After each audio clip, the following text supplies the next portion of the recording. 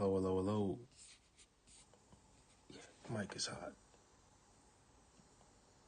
Hello. All right.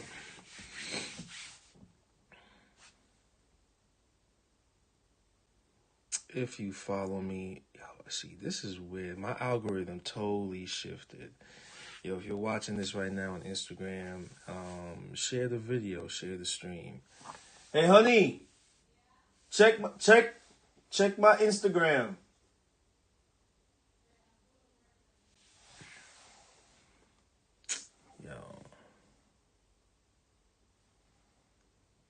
Instagram put me in the pile. Instagram, I don't recognize none of these people. Who are y'all people, yo?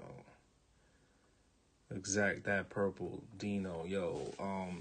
Can you like and share this to people? I think Instagram is messing with me, man.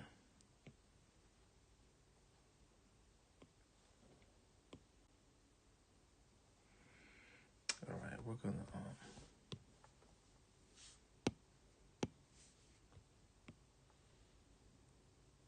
let's do about that much. That's how I'm gonna manipulate the.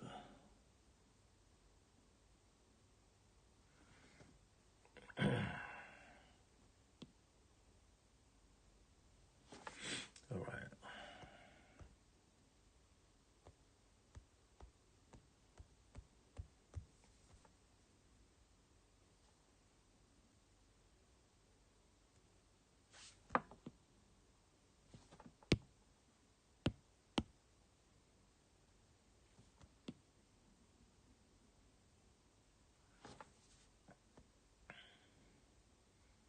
All right, Join the Phoenix Part 2.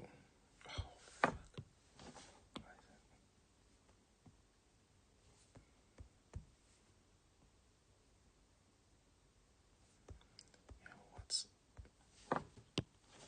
There's something up, man. Wait. Let's reset all settings. Reset. Okay. Sometimes you gotta do that sometimes. Yeah. Let's do stability at 50. All right, that's all I changed. Stability, okay?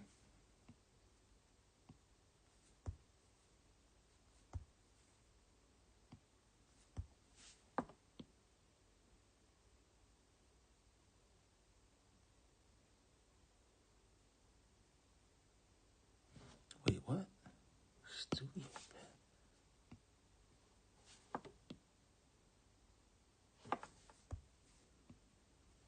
Okay.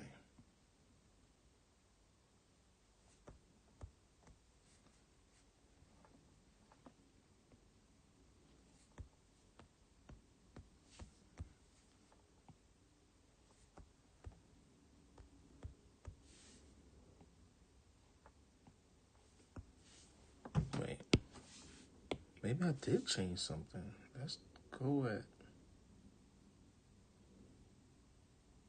Let's do 30%.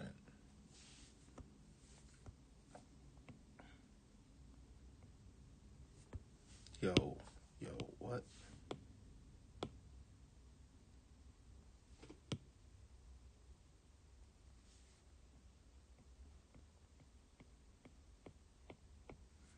All right.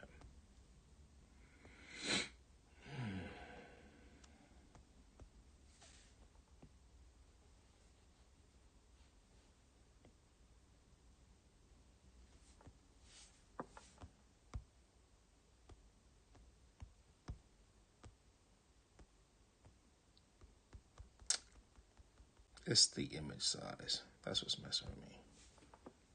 It's the image size.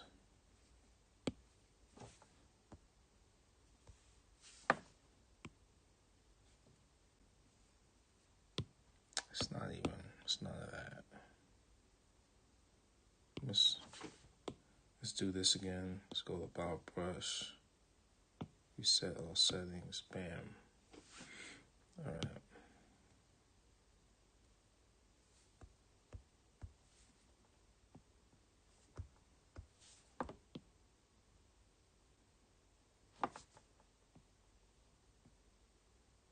see, there we go.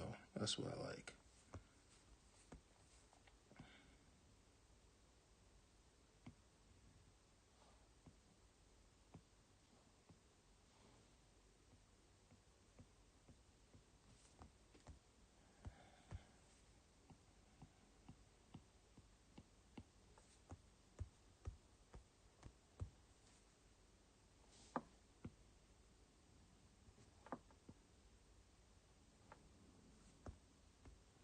Samson.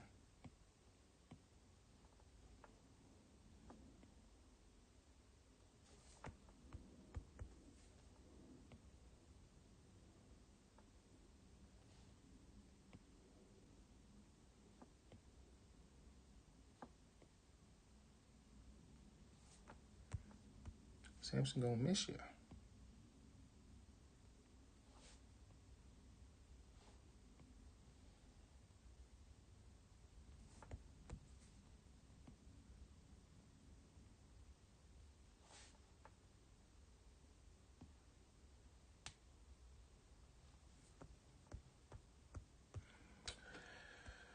Okay, so you saw that. What I was trying to explain before yesterday and a couple of days before that is the thing about this is it's not really about the brush. It's really about the line weight. Like, that's what I really care about. I care about more about what I can manipulate with this little spot right here that I'm pointing at. See that, folks? It's all about the line weight. And once I can get the brush size down to like what I like, for like how my hands have to move, then everything kind of falls into place.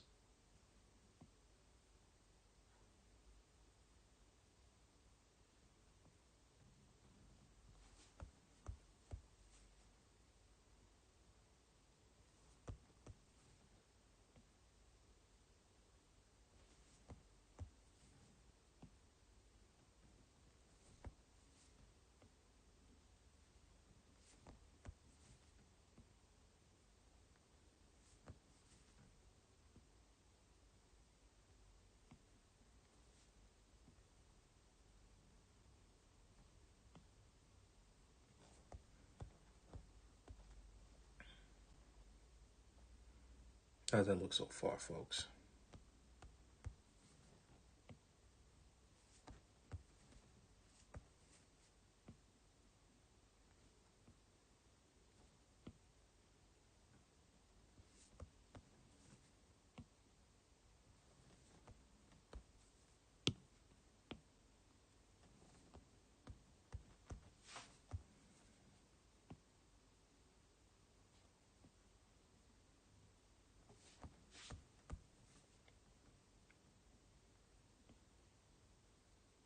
If you have any questions, folks, let me know.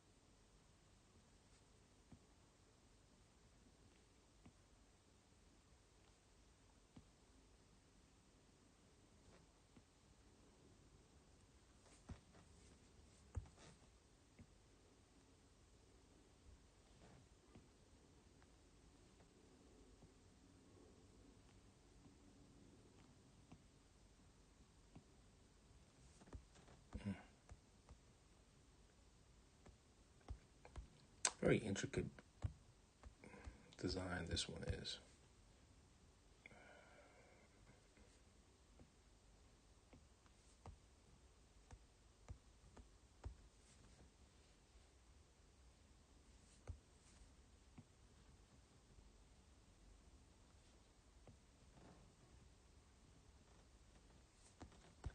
How many tattooers in here using y'all burner account to watch this shit?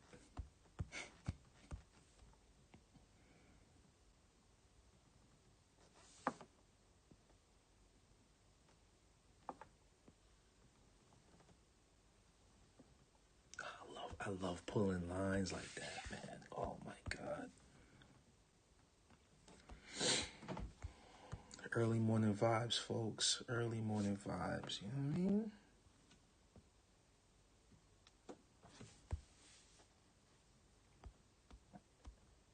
How's that look?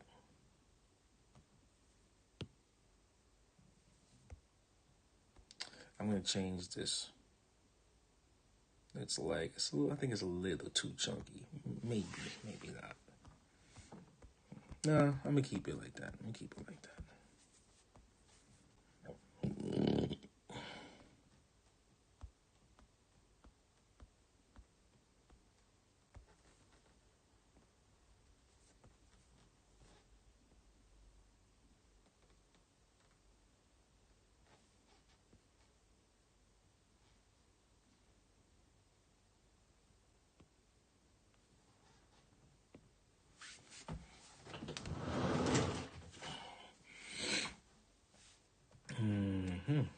Yo, so what's up? Who's up in here today, man? If you're watching this, share it to your friends. Tell them to come join.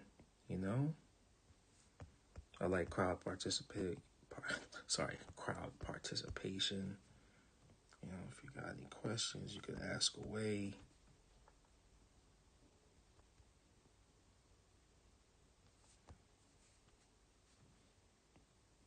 Seth, buddy, congratulations.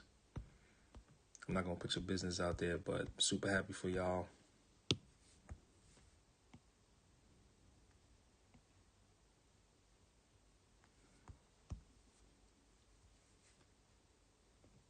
I could send you a bunch of lists for accessories if you need them.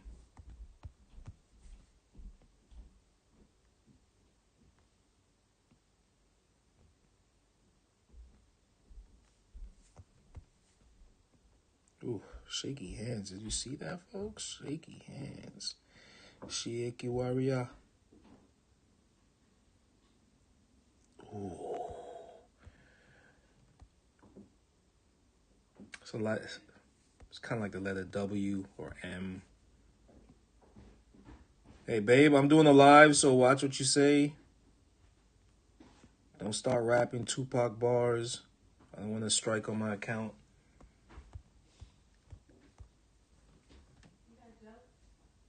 My girl loves Tupac.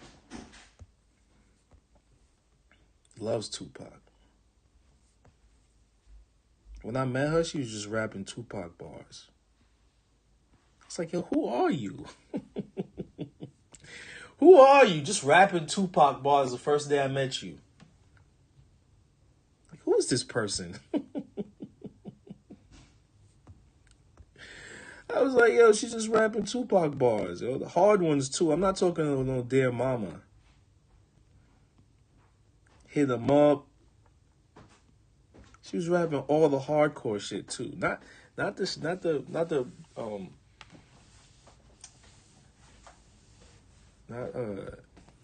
his first underground stuff. I'm talking about, like, she was rapping all the hard stuff. Hit 'em up. Which one you was rapping? Hit 'em up and which one? I don't even know what that song is. You don't know what that song is? Don't play all coy now. Ha! I didn't know I married a gangster. You know that? I married a goddamn gangster.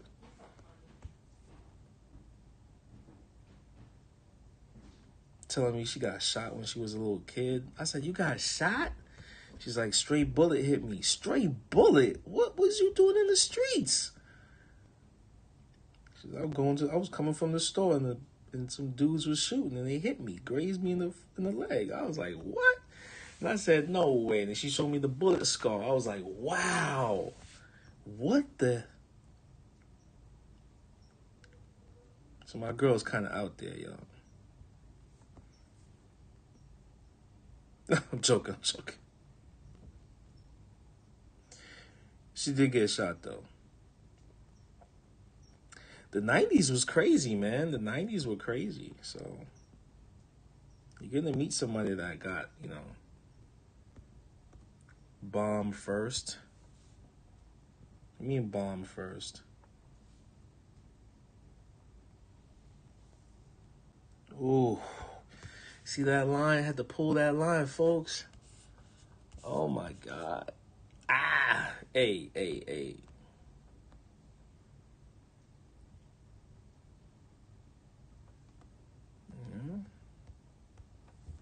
Now, if this is a little too, advanced, folks, let me know. Let me know if you need to see the steps. You can go to my YouTube page. Just find my name, Andremalcolm_studio, and you can see the full breakdown of how I started this Phoenix.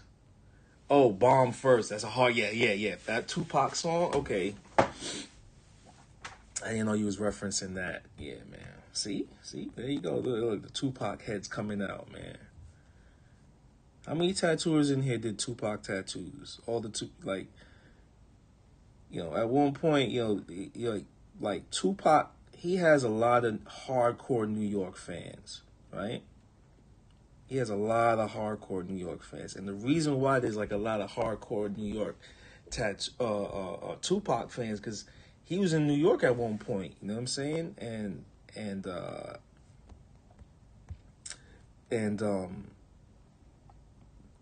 like this is when hip hop was still young. It was still young. It was really still young at the time. So the underground scene, you were coming out of the underground scene, and that was a scene to come out of, like if you made it out of the underground like that and built up your battling skills, and so there was a lot of people that were listening to him at that time. They found out about him, and that was it. So don't have that Tupac cross tattoo. My first tattoo. See, there you go. Yeah, boy. Yeah. See, I'm telling niggas, man, Tupac was not just, I'm trying to tell people, man, Tupac was that dude. But you know what? I didn't mess with Tupac like that. I thought he was cool. I thought he could rap, but like it's not like I got caught up in that East Coast West Coast beef. I was just kind of like, at that time I was kind of like into like, what 89 or something like that. I was more into like, I don't know. It was what year was that? What year was Tupac popping? I was really into like Wu-Tang at the time. You know what I mean? I was into Tribe Called Quest and the Native Tongues, Zulu Nation. No, I was into that. I was into like that, have fun rapping, a lot of Slick Rick, a lot of that, a lot of Slick Rick, a lot of just dudes like Biz Markie. I loved Biz Markie when I was younger, It hurt me when Biz Markie died, man. A lot of the dudes that could just Child Rebel Soldier in Africa worship Tupac. Yeah, man. See what I'm talking about, man? This shit bring out the. So like, yeah, it was.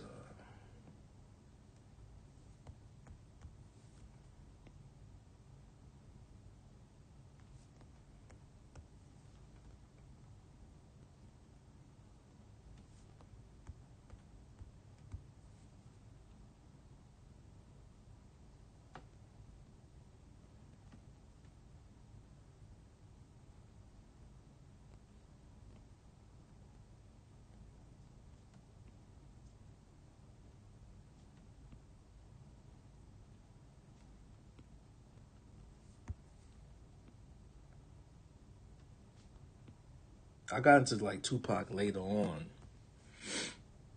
All eyes on me. Yo, that shit, when that came, all eyes on me. Yo, that shit was hard when he did all eyes on me. That like, that flow right there. Oh, when he caught that tune, all eyes on me. Yo, Tell me that wasn't hard back then, man.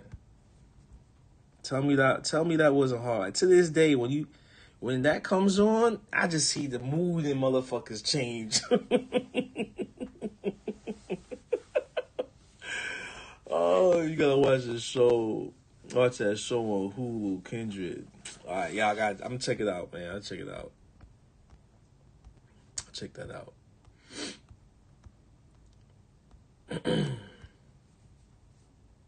I can't rap too many bars on here because I get straight. You know, I'm still new. Right? I ain't gonna came out with that shit. And you know, the thing about hip hop at the time was it was like you had to have like a witty intro. You had to have a witty first bar. Am I wrong or right? Am I wrong or right, folks? You had to have a witty first bar. So like if you could catch your audience with that first bar, you got them. And so, all eyes on me. That right there. And then what came after that? Fire. Am I wrong or right, folks? Am I wrong or right? It's like with Inspector Deck Rap from Wu-Tang. He's the opener. His bars, like RZA's genius. You see what I'm saying? RZA is not just like I'm the producer. He's the, he's that mastermind, right? He's the Leopold of what he's the guy that like the Wu-Tang is nine dudes, right? And RZA basically, he's the what's the guy when you go to opera and I got a brain fart right now, folks. And so RZA paid attention to who could rap a certain way, right? Who sets it off right. That's why if you have a he's gonna arrange the artist a certain way to make the song sound right. So if it's really, as they say, I've heard it before. It's don't ever rap on an album on a song that the producer could rap also, because they know the right spots to hit to make themselves sound good. So guys like RZA, guys like Kanye, you know what I'm saying? They could rap.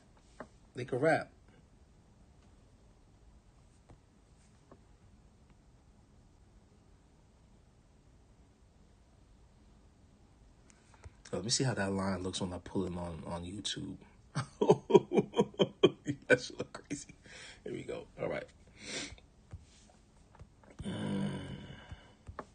Am I like bugging out? So as you come in, share this with your friends. Share with your friends and hit the like button. As I'm drawing, it helps my algorithm. It helps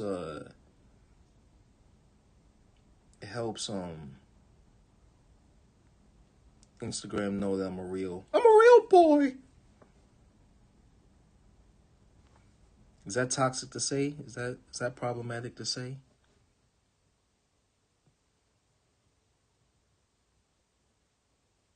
Oh, I'm a real boy.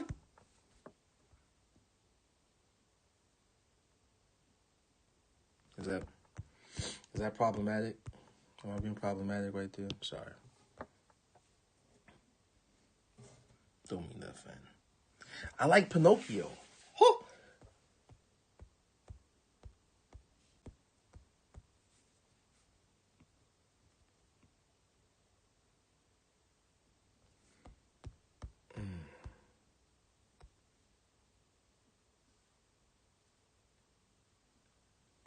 Now, I know this is a back piece, and this cuts across the the lower thigh and goes into the other thigh.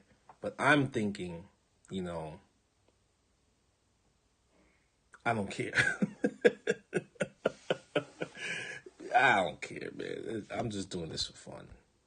This part, I know a lot of tattoos like that shouldn't be going on right there. This, if let me put it on. What I'm talking about on YouTube, folks, is this part right here. I know some people are like, that doesn't look right. That doesn't look right. But,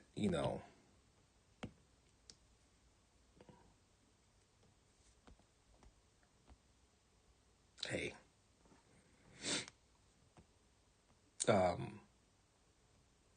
It's something that it's a riddle. This is a riddle. I'm leaving this for the viewer, for the tattooer that wants to tattoo something like this. And they're gonna screenshot this. I know a lot of this shit. This is pirate life. You know what I'm saying? So you're gonna screenshot it, you're gonna trace it, or you're just gonna transfer those onto someone's back. But you gotta understand how to manipulate this part. So I'm not gonna really give that answer out. I'm just gonna leave it just like that. You know what I'm saying? You gotta figure it out yourself. I know what I would do.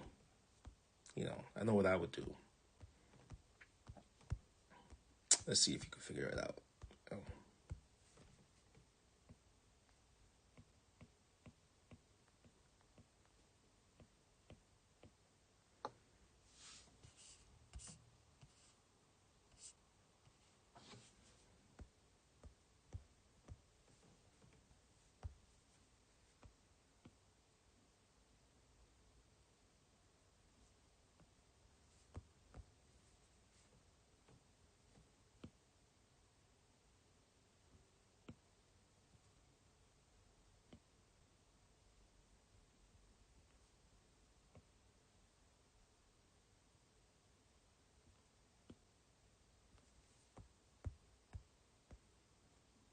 Let's go on Patreon. I was late to the party.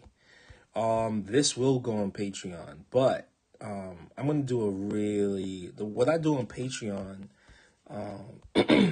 is gonna be a lot more in depth.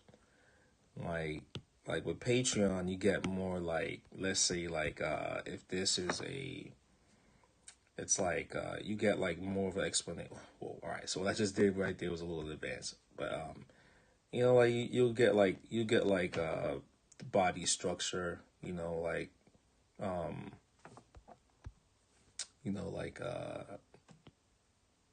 why things move a certain way, how to understand where to put the wings, um, like just the little things, and really breaking down like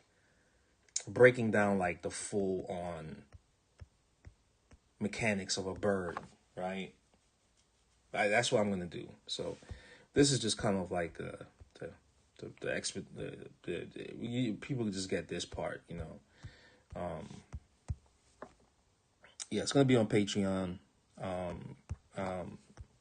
Also on YouTube too. So like, I don't know if there's some people that do you prefer Patreon over YouTube, because it's free. It's gonna be free on this one's gonna be free on YouTube.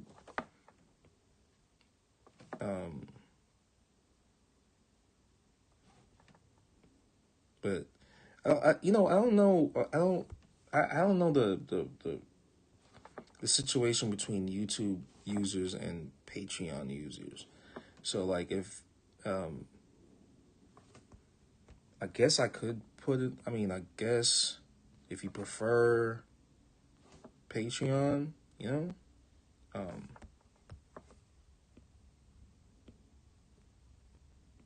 but yeah. Let me know. Is it like a data thing with YouTube over Patreon? Like I don't,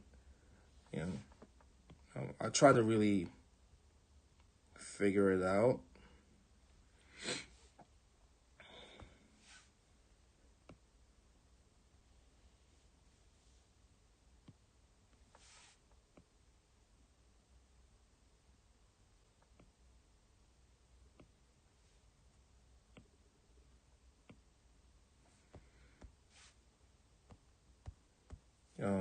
what does everybody in this room prefer? Do you prefer Patreon? Do you prefer YouTube? You know, because I have a Patreon. Folks. Let me see. What's that? Who asked that question? Prince Tattoo. Yeah, Yeah. Do you prefer Patreon? Do you prefer? Because now YouTube is like, oh, they're saying, I guess they're seeing what's happening with like Patreon, and they're like, oh, you could have members here too. So I think they realized they were losing money. So man, I'm like really torn. YouTube is good, but I subscribe to Patreon. The game is sold, not told.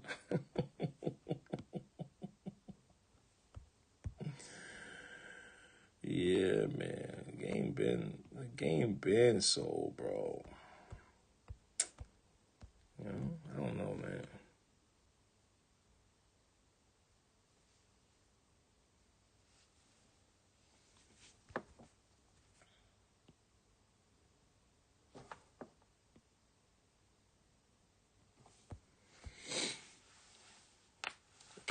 You know what it is? The game been given. That's the thing. It's been given, man.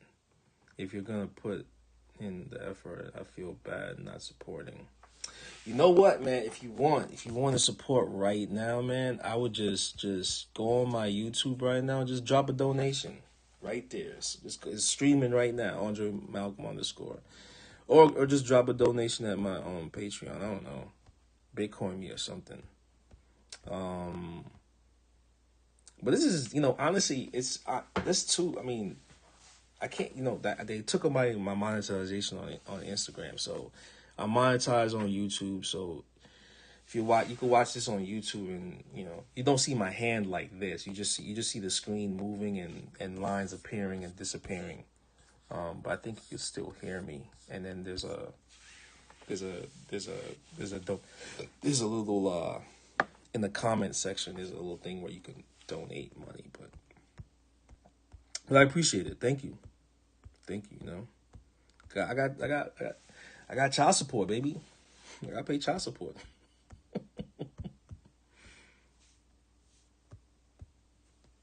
But thank you for seeing that I put in the effort. I appreciate that. You know.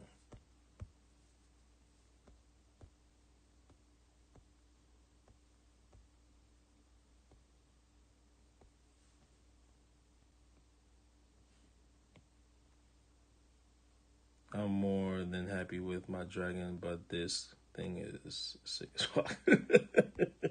We could do a phoenix in the front, man.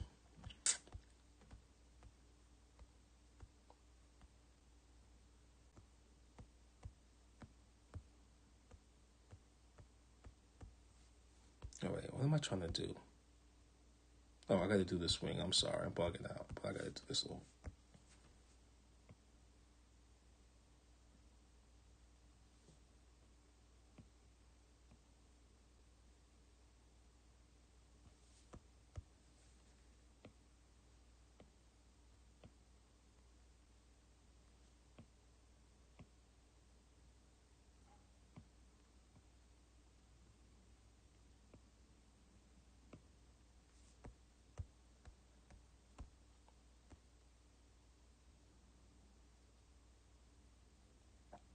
Awesome.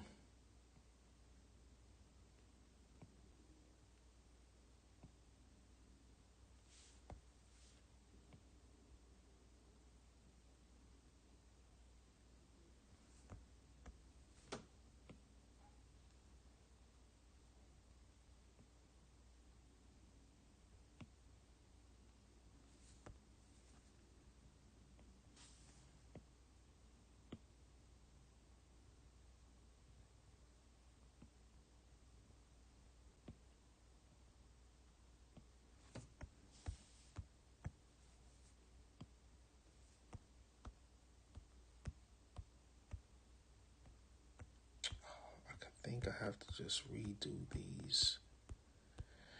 These feathers are just a little too skinny.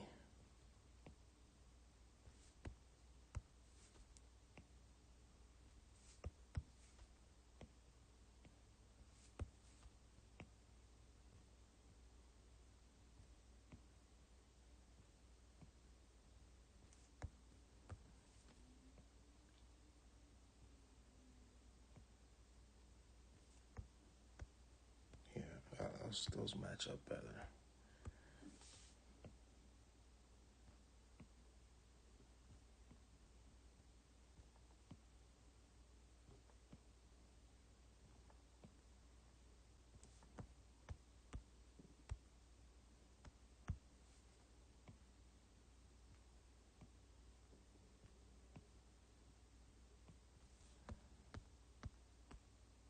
That looks better.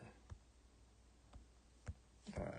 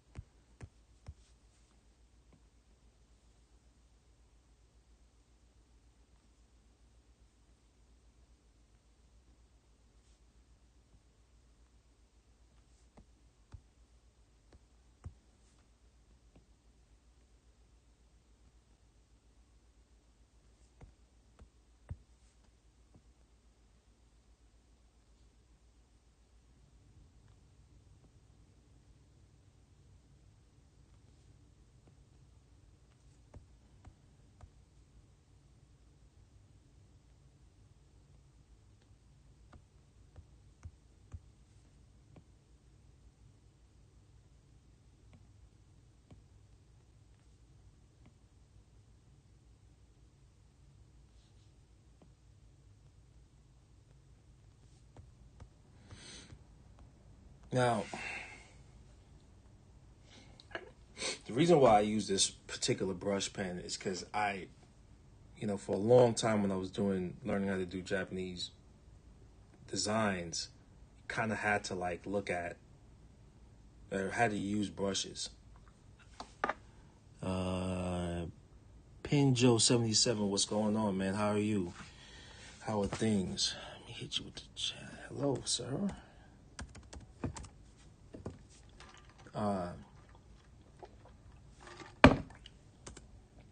Thank you for joining.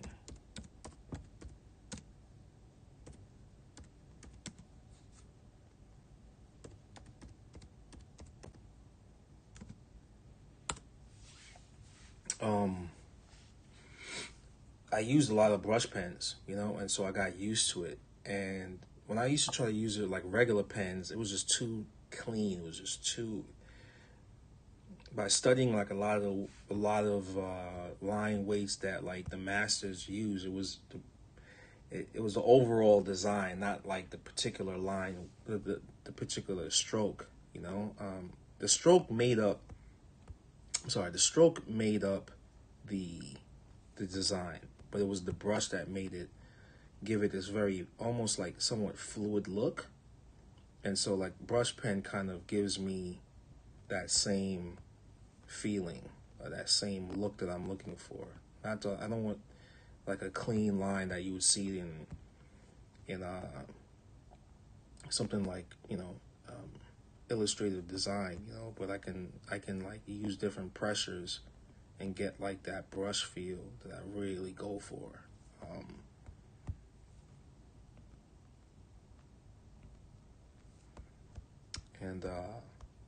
Yeah, I think this wing matches with that wing now. That's better. Okay. All right. So now it's these feathers.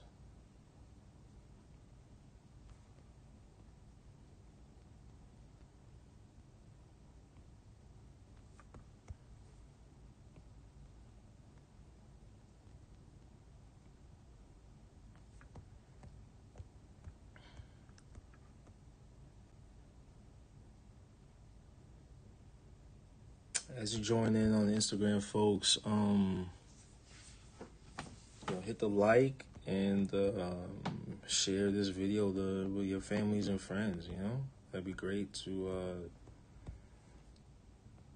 have more people come in the room and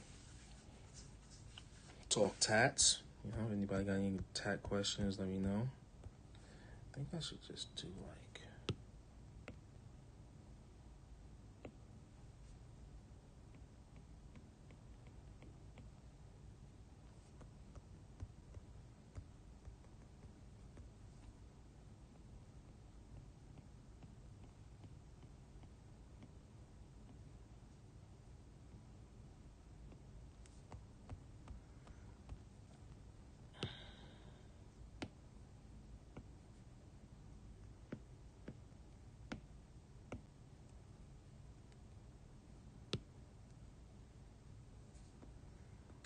that's really why I use brush pen all the time, man. I like the feel of brush pen, like that.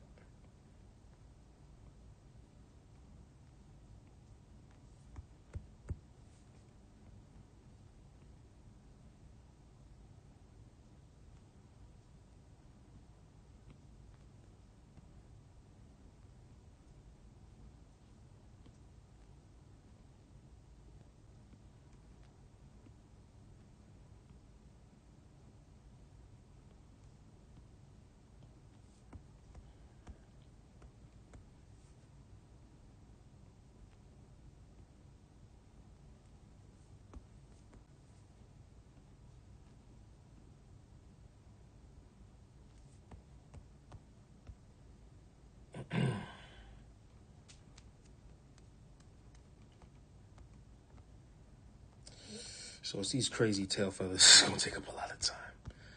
But let's work from the bottom. Let's get this one. Maybe and what I'm showing too is like most likely how I would tattoo this thing.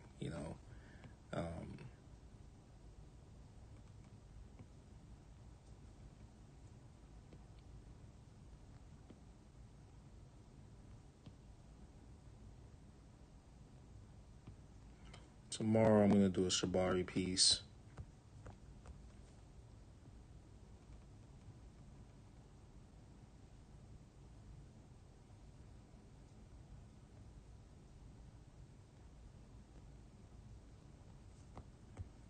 I think that's like something I haven't done on a live yet. Somebody hit me up on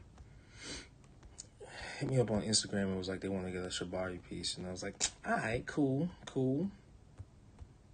So usually when people ask me to get something, then I just start doing like little studies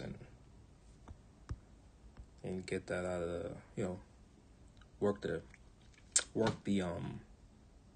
cobwebs out. Okay. Damn, we usually have more people up in that bitch, man. What's up?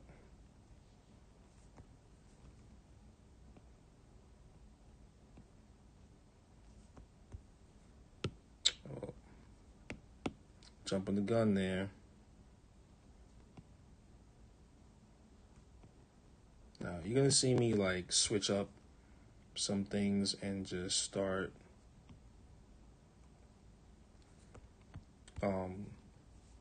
going off, and because some of these sketches, some of the lines that I did already are like kind of like guidelines. It's like the Bible. It's like, Bible's not really, it's just guidelines. Sorry, don't offend. I don't want to offend anybody that's very religious, but the guidelines,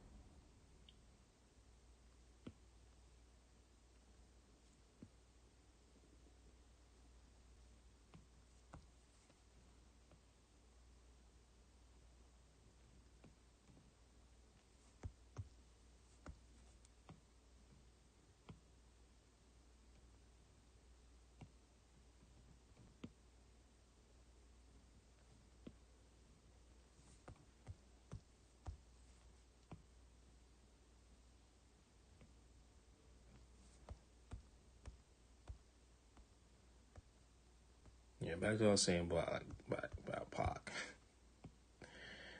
Oh man.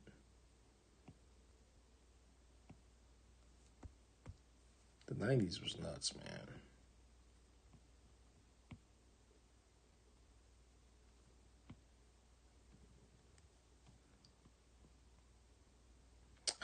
I remember when I first started like trying to understand how to draw a phoenix tattoo, philanthropy.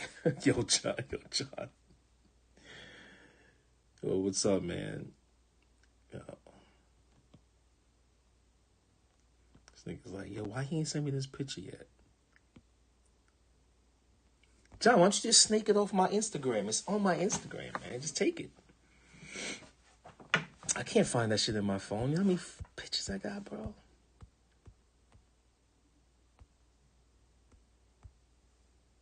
I remember trying to draw this thing, and I was like, where do you start on this thing? How do you draw something this decorative, this, so much going on, you know? It's a busy bird. It's a busy ass bird. It's busy as fuck. How do you start this thing? Where do you start?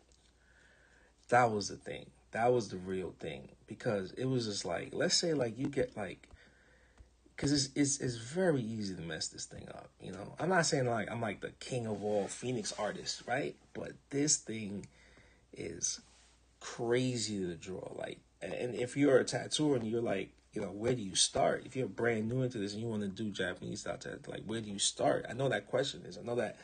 I don't know if this is what happens, but I remember the feeling of being overwhelmed, very intimidated to draw this thing. Much as a dragon, I was intimidated to draw a dragon, how to draw a phoenix. I thought I was good at drawing a tiger, and I was like, oh man, drawing a tiger is hard too. Drawing all these animals a certain way is very hard.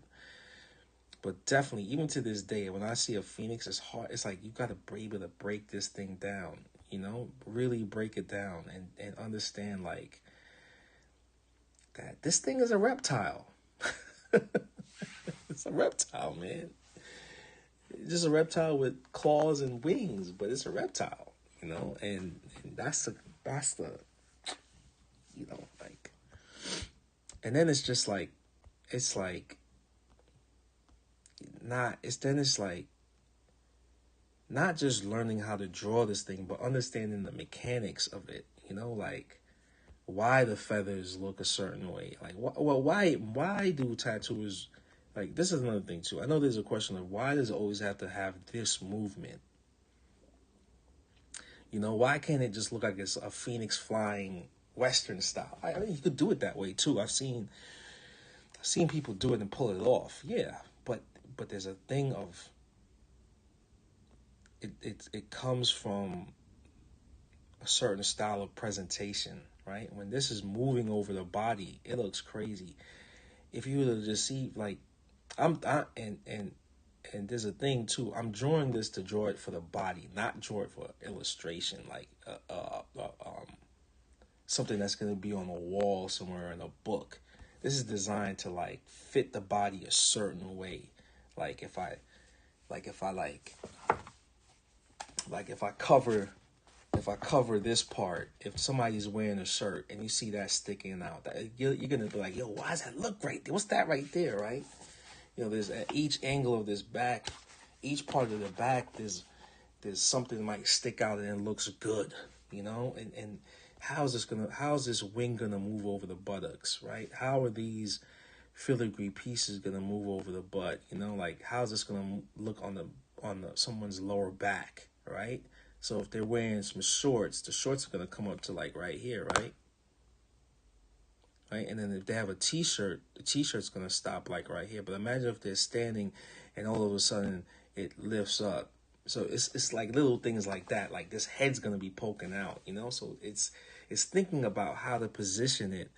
That now, if this, you know, whatever, if this is on the woman's back or if it's on the man's back, it's just gonna like it has like very tasteful looking spots like here, like this wing, and then this little part of the feather comes up out of the tail feather comes up over the wing, like things like that. That this shouldn't work, but I just put it there.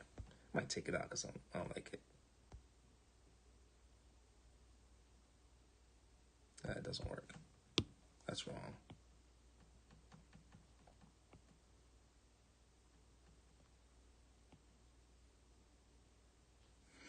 Um,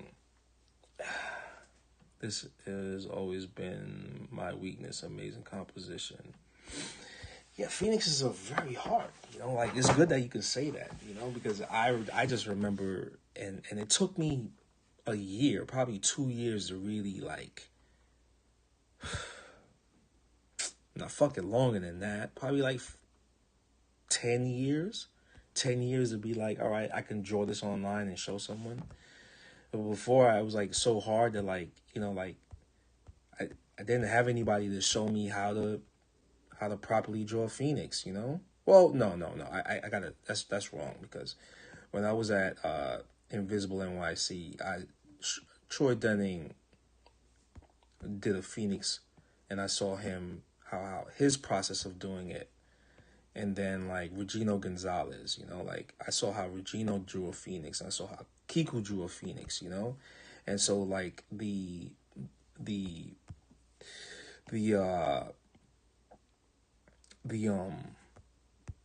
ways that they did it, I kind of like took from everyone there, and then like kind of like went my own way with it. But it's in a way that like is deep rooted in like a person like Hokusai, right? Hokusai has a way of drawing the phoenix, and then like I said, oh, you know, like because I had to have like the reference books, you know what I mean? Like Hokusai probably has the most phoenix designs of any great artist back in the day, right? The Chinese phoenix, right? And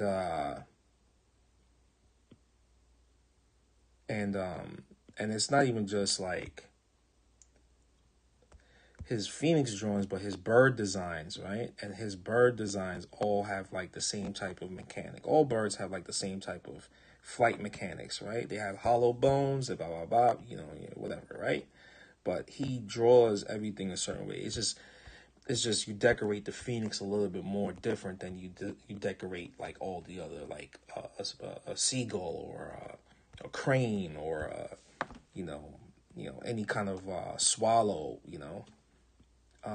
But the mechanics of how the heads are positioned, you know, all the heads are different, you know, but it's how the wings are positioned, right? All these birds, some birds might have longer necks, some have shorter necks, but their wings are done a certain way that you can always take from that and then put it into another. Like if I'm giving this away, I might be talking about it, but you got to see it be done, you know, like. So I was great. I'm grateful to have been able to work at, you know, like a studio like Invisible NYC, right? It didn't last long as other shops, but the amount of knowledge that came out of that spot, you know, the amount of work that came out of there, man. It was a powerhouse, you know. It was a powerhouse of a studio, and it definitely shook up. And it definitely put the battery in the back of a lot of New York tattooers that were already at established studios. I know that for a fact.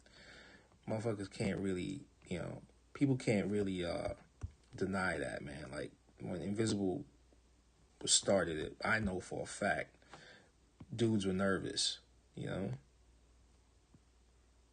know, because it was artists that were established in New York but not really talked about, you know. And then when you saw works like Regino's or Kiku's or, you know, Marco's, person like myself, I was just overwhelmed, you know, like I might have been a big fish in the Bronx, but like I became like a guppy when I started working down in the Lower East Side, you know. But I like that. I had to get like yesterday I sounded, yeah. But today I had to realize I had to get out of that to progress. You know, I had to get out of a comfortable situation like the Bronx, where like I just knew everybody and people knew me, and they were like, "Yo, Dre, yeah, I went to high school with him. Yeah, blah, blah. Yeah, I know Dre. He was always drawing, you know." And like, yeah, but it was just a distraction in a way, you know. So leaving the Bronx became it was an eye opening experience, and it activated that hustle muscle, you know, like the culture shock, you know, like dealing with like a different type of clientele. Oh, you got a black card, okay, cool, you know, like you're not worrying about your credit card bills, right? You know, you have a, you know, You ain't got no baby mamas and shit. No offense, but that's what it was. B. You ain't got baby moms and shit. You ain't ducking the cops. You know.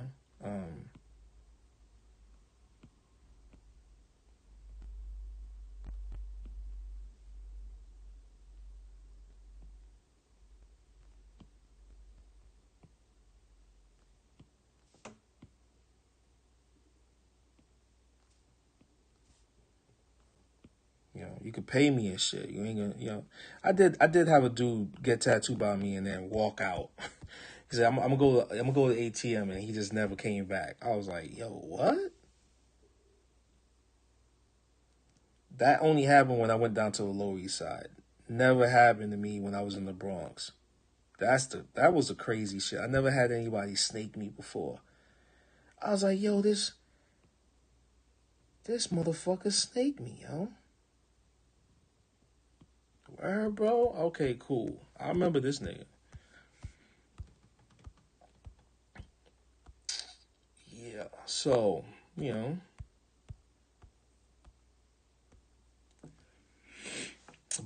But damn, really? They cut my time like this already? How long have I been on? I know I haven't been on here this long, man. I know I haven't been on long enough, B. Wow. All right. If you want to watch the rest of this, because I'm going to line this out and I'm going to color it, jump on my YouTube. The link is in my join my YouTube stream.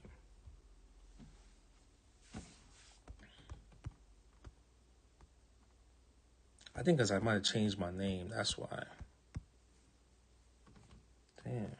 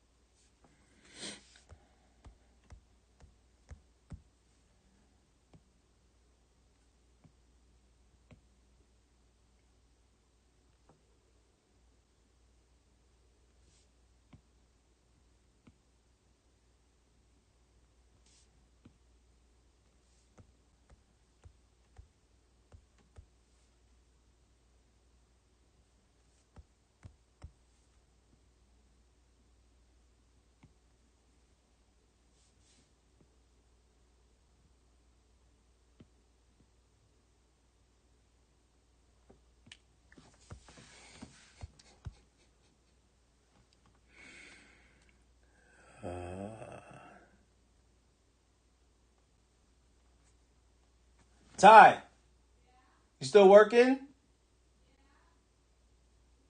Can you check something for me? Did I pop up on your feed?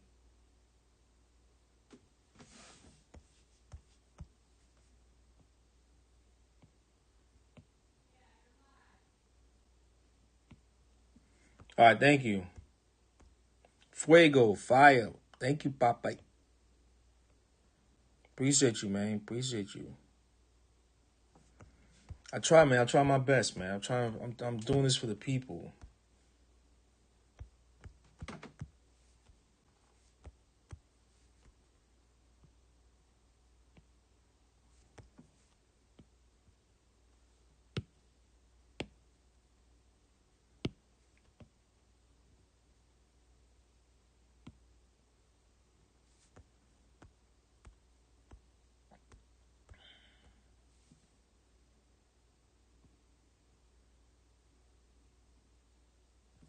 Oh, fuck. Look at that sweet spot, man. That's a sweet spot right there.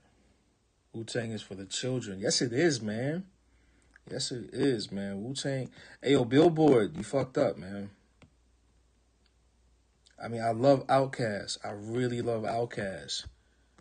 But that Wu-Tang W is everywhere. I don't care. I'm sorry. I'm sorry, yo. You talking about influence, and I see more Wu-Tang tattoos than I see Outkast crowns. You know what I'm saying? I'm sorry, yo. Billboard, you messed up. If anybody here works at Billboard, you know someone that works at Billboard, tell them I said that. I said they messed up on that. I mean, trust me, I'm an Outkast fan. But Wu-Tang? But Wu-Tang? I'm sorry. Wu-Tang got a movement. Wu-Tang got a movement. I know what you did that. I know Billboard did that. They did that for like that was a media stunt, giving it to Outkast. I know it was, you know? And, you know, whatever. It's your magazine. Y'all could do it. Y'all could do that. But Wu-Tang is the best hip hop group of all time. 9 MCs that could rap, that didn't get jerked, that can rap. They all got flow. None of them sound like each other. That's another thing too. None of them sound like each other. Am I wrong? Am I wrong, everybody? Inspector Deck sound like Inspector Deck. You can hear Inspector Deck from a mile away. Ghostface Killer, come on. Raekwon, You God, Old Dirty Bastard, Inspector Deck, RZA, the Jizza. Come on, man. Nobody sound like each other, man. Method Man, Capadonna. Oh my God, bars for days. Bars for days. They don't sound like no other rapper that came out before them. They're the epitome. They're the epitome of what hip hop stands for.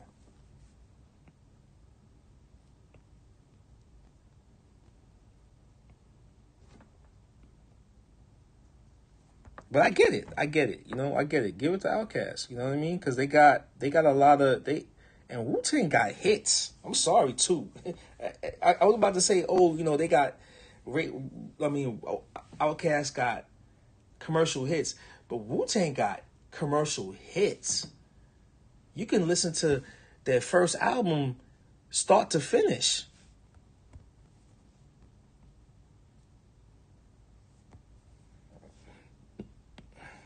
The whole album is a hit. The first album is a hit.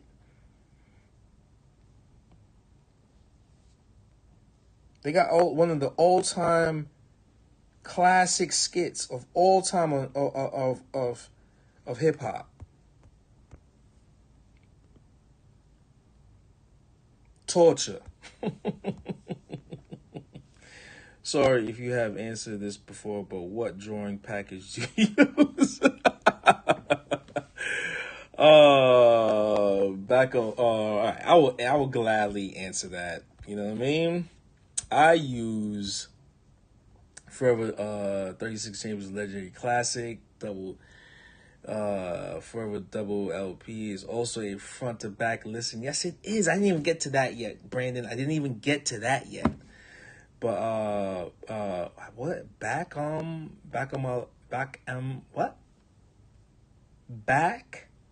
Al Foy. I got you. So I'm using Studio Pen, right? Fully stocked.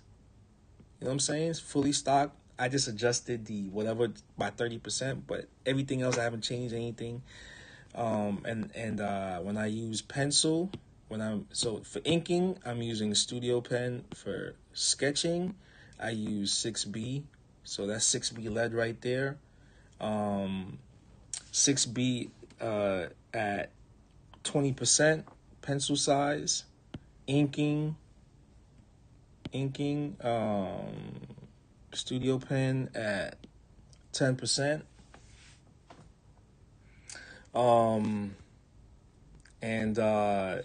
And like I was saying before, it's not really for me, it's not really it's not any of this. It's not the brush to me. It's all about the meat and potatoes is manipulating the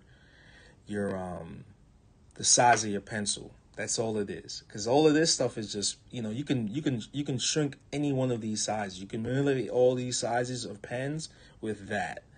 And also I use it's all about the size of the paper. So the size of this paper is 24 inches wide by I think 44 inches long. This is a tall dude right here. Pronounce it like a Bako. Okay, and nice. Thank you. So I know watch. Thank you. No problem. I'm also streaming on YouTube. Drop a donation for the knowledge I just kicked. Okay, back to Wu-Tang.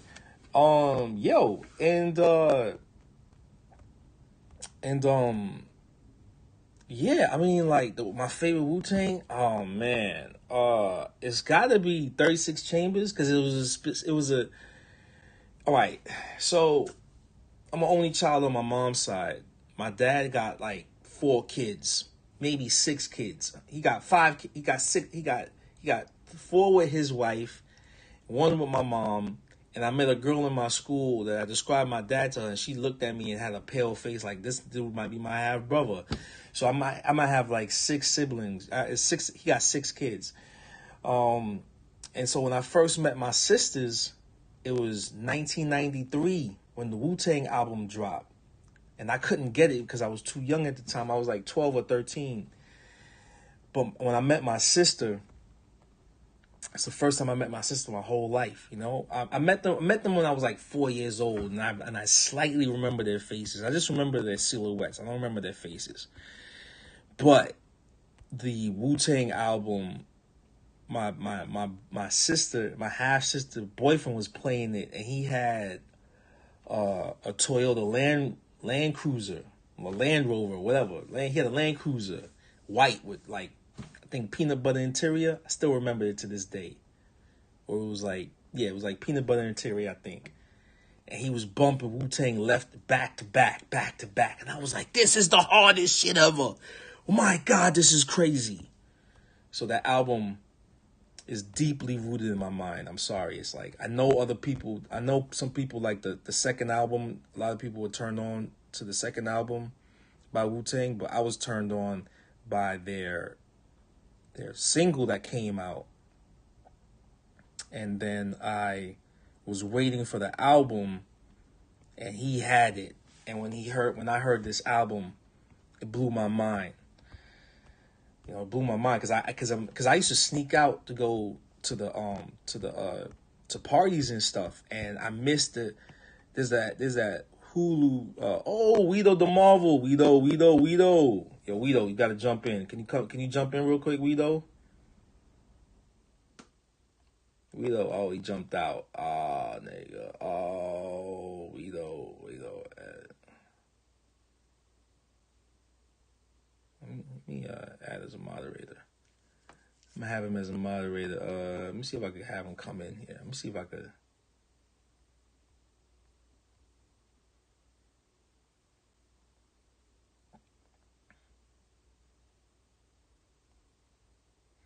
Yeah,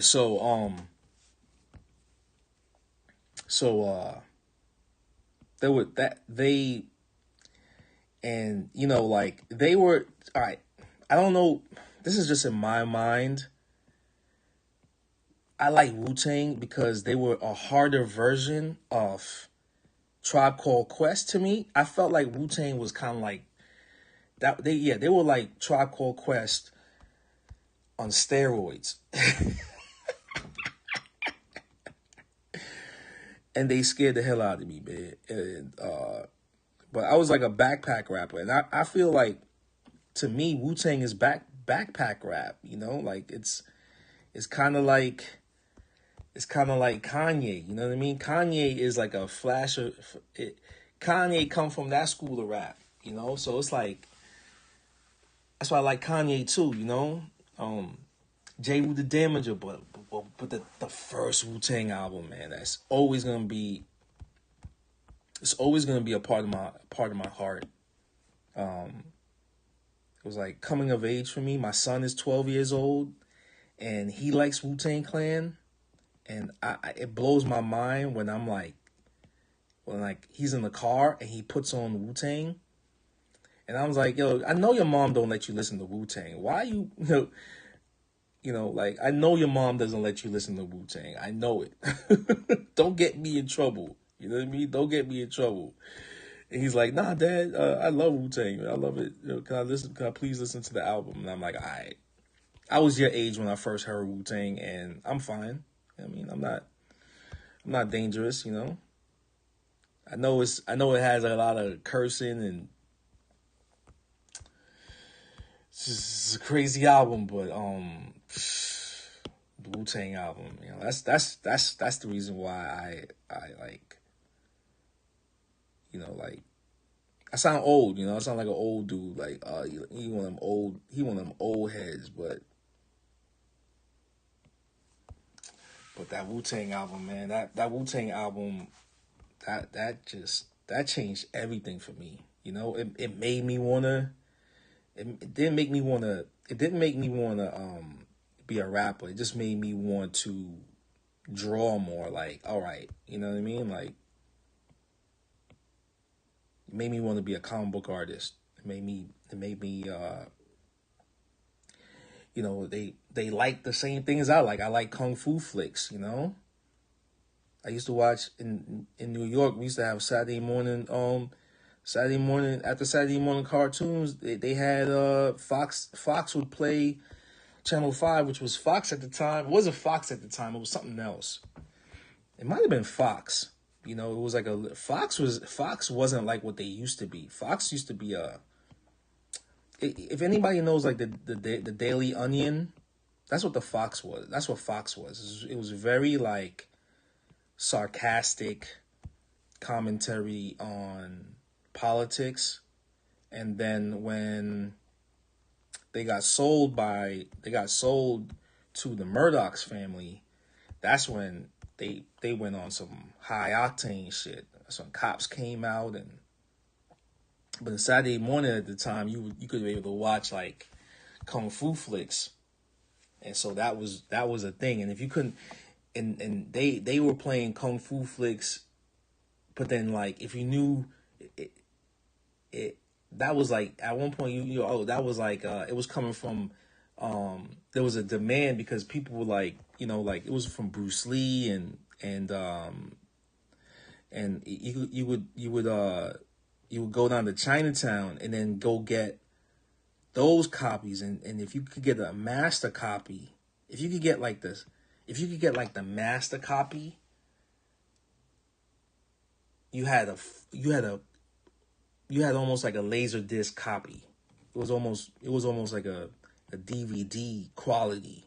It was like fresh off the press. They didn't bootleg it yet. It didn't get bootleg bad yet. It was, and yeah. So like I was like, what Wu-Tang? They had like they had all the kung fu cuts in it, and it was just different. It was just different. It was just a different form of hip hop.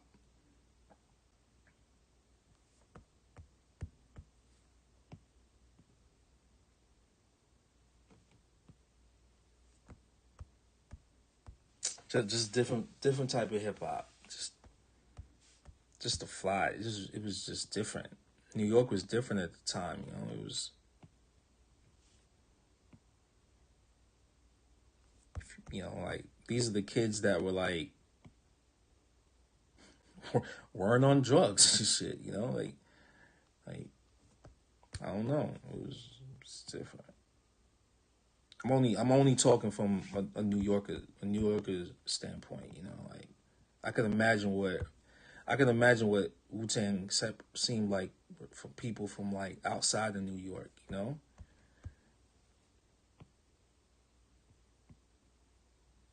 Hearing them on Stretch and Bobbito, yeah. So it was the first album. The second album was dope too, but I ran the first album into my brain to the point where like the second album, it didn't hit me.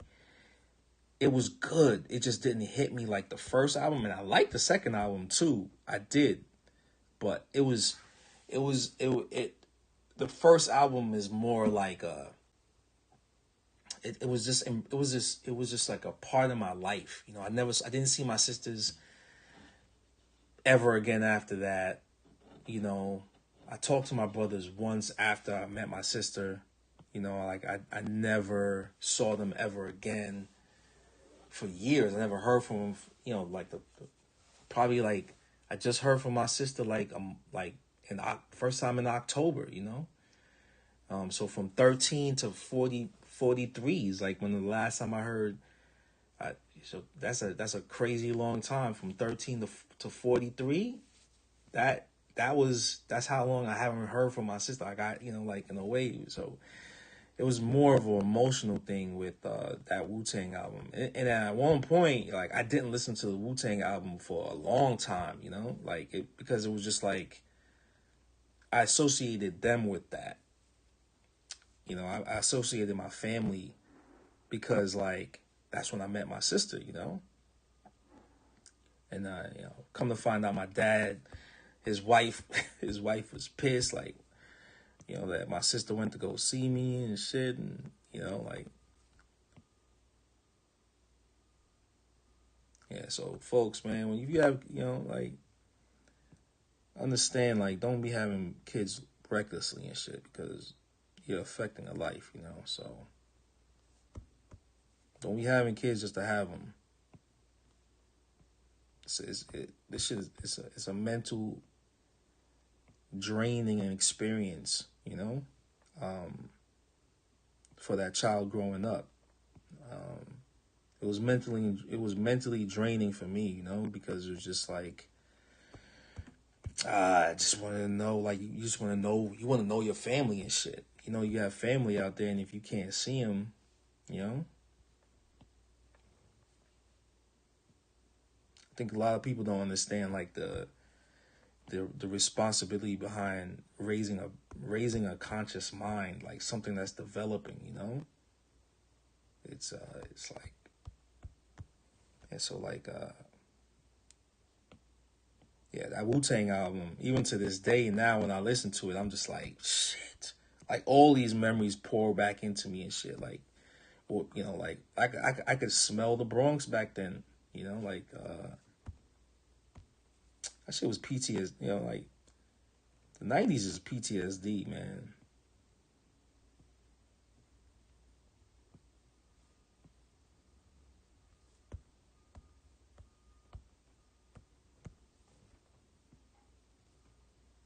So like that album kind of like helped me. It helped me with like understanding like there was more people out there going through the same shit I'm going through. It's okay, and just, you know, keep doing what you're doing. Work at what you're doing, you know what I mean? And just and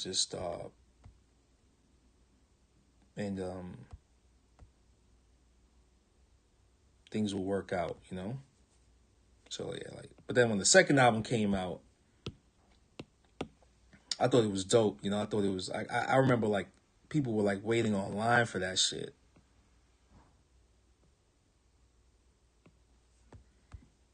I remember people waiting online for it. It was nuts. It was fucking nuts, man. Nuts. Uh,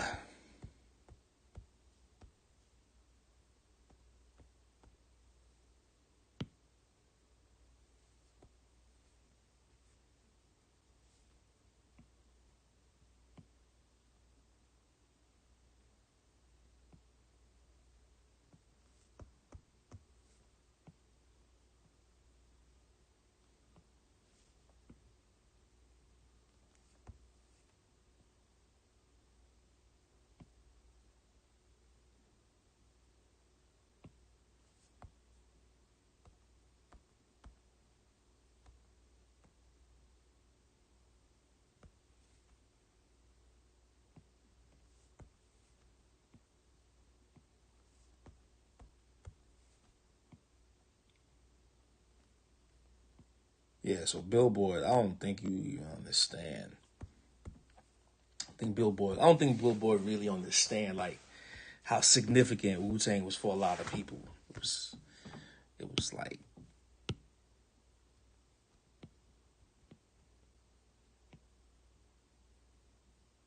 the beats, the rhymes, any DJ.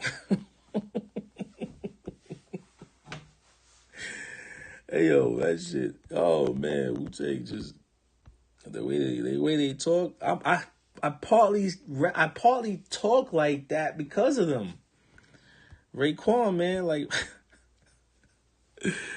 you hear me talk sometimes. I just be saying shit. I be like, yeah, you know what I'm saying? I sound like a Wu-Tang. I sound like a nigga from New York. It's like people be like, I'm here living in California and shit. You know, thank God Method Man did that track with Tupac. Yo, because it was like I'd be like, yo, come on, man. Not everybody felt that way. Yo, there was a yo. Anyway, yo,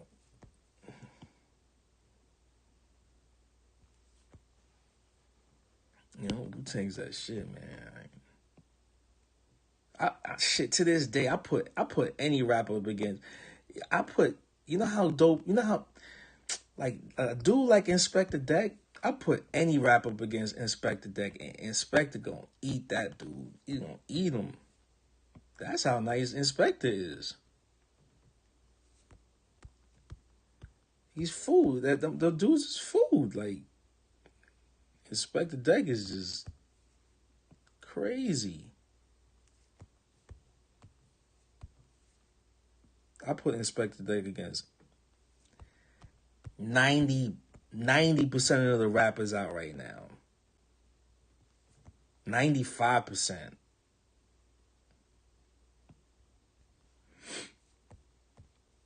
I put money on it. I put money on Inspector. I put 100K on Inspector.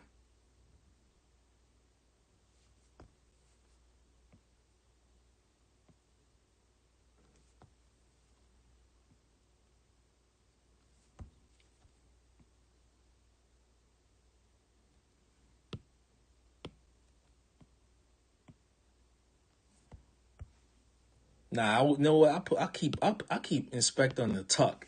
I keep him on the tuck. Oh, he's in the tuck. I'm gonna keep Inspector Deck in the tuck. You know what I'm gonna do? This is for them people that got like, see this line. I'm gonna make this line right. I'm gonna make it look like it's about to touch, because there's motherfuckers that hate that shit when the line's about to touch and they don't touch. They're like,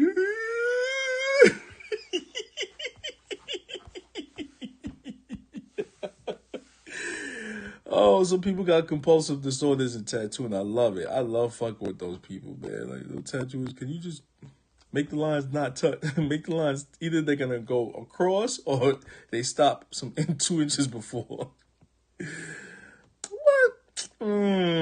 Here, hold that, man. Hold that. That's for y'all.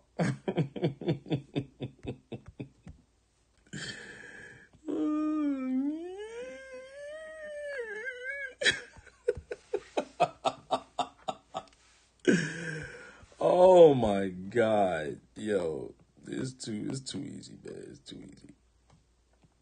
Yeah, I put money on Inspector Deck, man.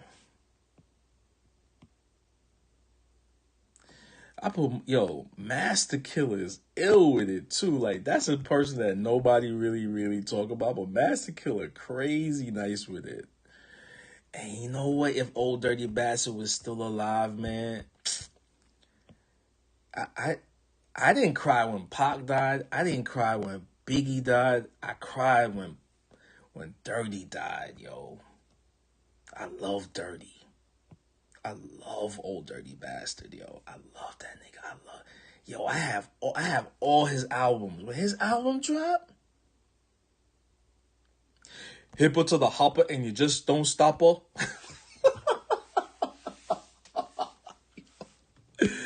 Hey, yo, old dirty bastard, man. Yo, man, I miss you, dude. And people thought he sucked at rapping, but you go listen to his album now. Go listen to Old Dirty Bastard album right now. He's a musical genius. He's a musical genius. Hippo to the hopper and you just don't stop her. Hippo to the hopper and you just don't stop her.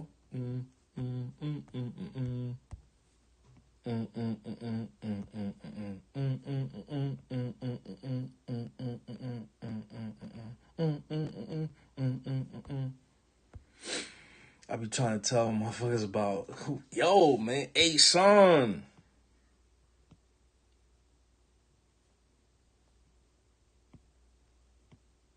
You.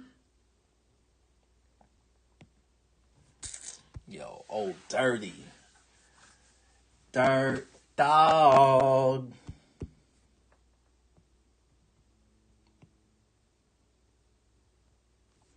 Talk to him, old dirty. Oh man.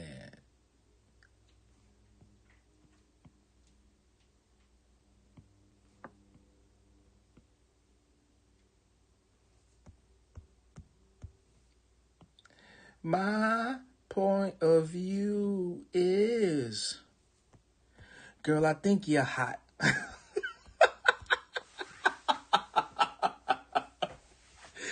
Hey, yo, when he said that, I used that too. I used that line. Girl, I think you're hot. She said, oh, you stupid. I was like, what do you mean? I said, girl, I think you hot. I used that line on a girl one time. I was like, let me see if I can use this old dirty bastard line real quick. And I said it, and you know what I mean?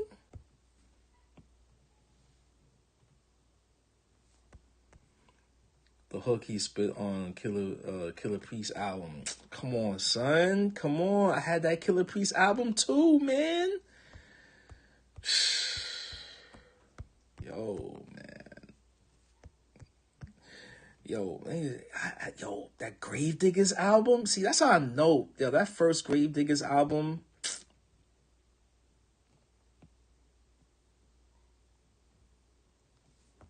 I can't go to Wu-Tang. You know, I've only been to one Wu-Tang show. I damn near lost my mind. I can't do it. I can't. I don't let me as a 44-year-old man go to a Wu-Tang show right now. Nah, I won't do it. Every time they come to California, SF, I never go. I don't go. I don't go.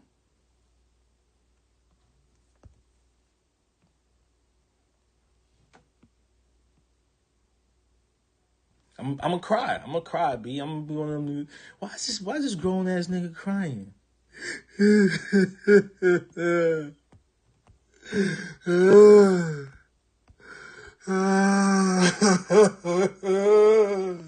I'm gonna be crying. I'm gonna be rapping and I'm gonna be crying at the same goddamn time.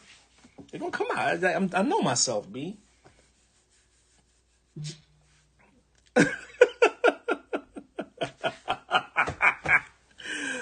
Oh, this soft ass nigga crying. Look at him. He crying. He crying at the Wu-Tang show. You know, man. I was 12 years old. I was 12 years old and I missed this show that they were performing it in the Bronx. It was this club in the Bronx. And now, if anybody is if you're in the live right now, right? Everybody in the live right now, pull up on your phone while you listen. Oh, you can't listen to this. Well, you're gonna look at the map of New York City, right? And so, like, I live in the Bronx, and that club, I think it was like South Bronx or some shit like that. I can't remember exactly where it was, man. It's been a minute. I missed it, yo. I missed the show. I was tight. I snuck out, yo. Snuck out. And I said, fuck it, I'll catch an ass whooping. I'll catch an ass whooping. You know, I stole some money out of my mom's purse. Shit. I stole some money out of my mom's purse to go to the show. And I missed it though. But mad people was out there, and some dude was giving out the sample tapes, the singles. They were giving out the singles, and all I could get was a single and a poster. I was tight. I was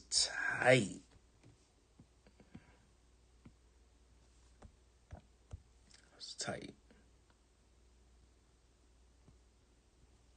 I went home on the train, snuck back into the house.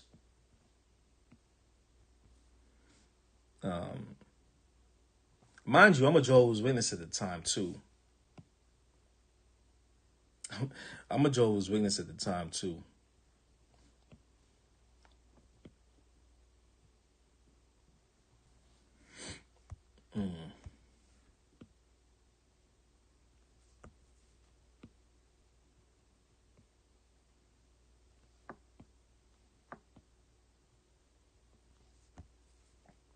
Not by choice, folks.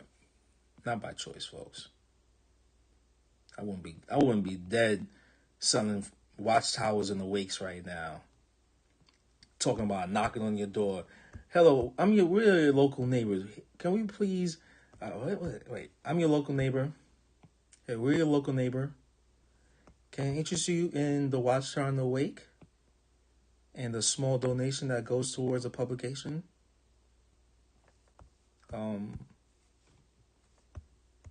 Yeah, right. I wouldn't call dad. I wouldn't be called dad right now doing that shit. Cold ass winters and shit. Knocking on people's doors. Praying somebody don't drop cold water on your ass. Fuck out of here with that bullshit. Shout out to anybody doing... You know what? No shout outs for y'all. I ain't giving nobody shout outs knocking on people's doors. Don't come knocking on my door. Oh my God. I remember I had to do that shit. I remember the first time I did that shit, man. My mom gave me... I had some penny loafers with some thin ass socks. We lived in Fordham Road in the Bronx. I ain't know nothing about Jehovah's Witnesses and shit. And that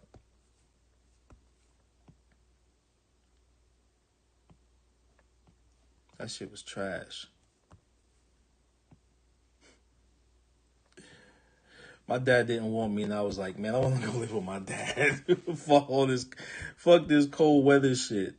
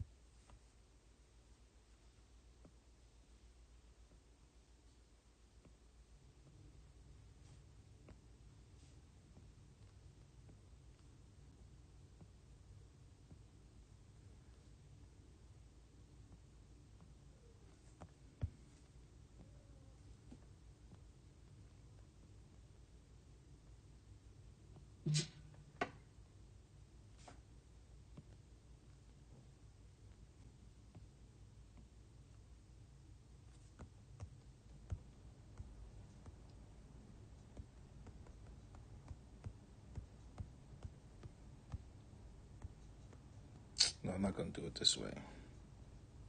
Let's do it this way.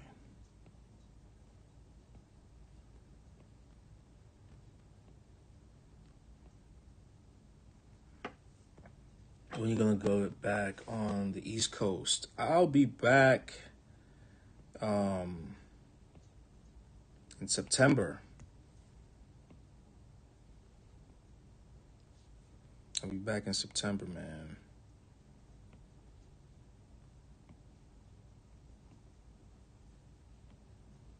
Next month I'll be in Winnipeg. I'm doing the Winnipeg convention.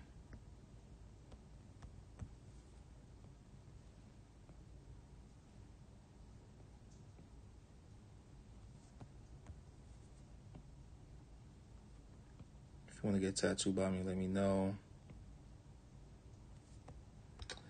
I don't like that. I don't like that. Fuck it. I figured it out on paper. I figured it out before. Did I just say I figured it out on paper? I did not use paper.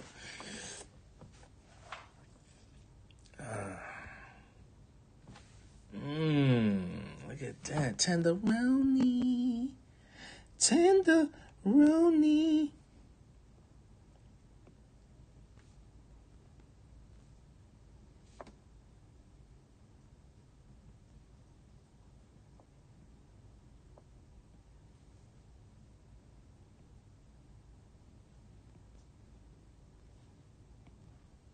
There we go. Yes, Rasta.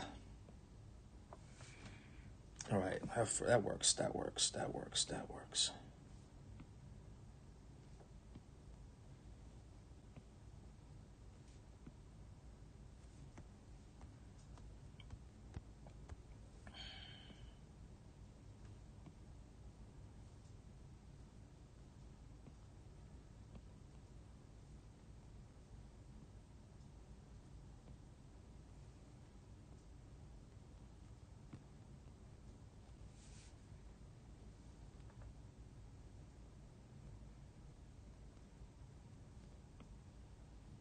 Oh, no, I did that wrong. There we go. These feathers look just as good.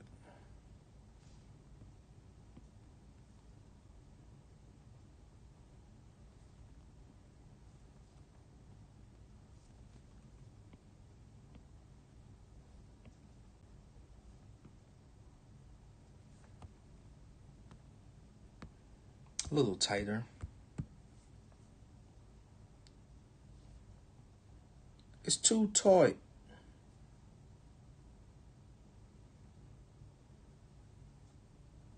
Dre, what up, broski? Who this? Rack?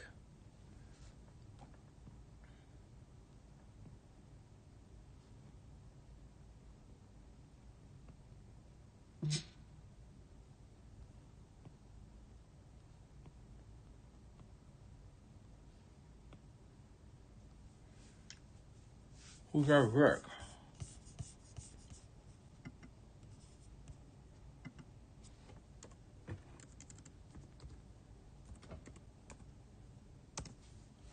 Who's that? Dre, what up?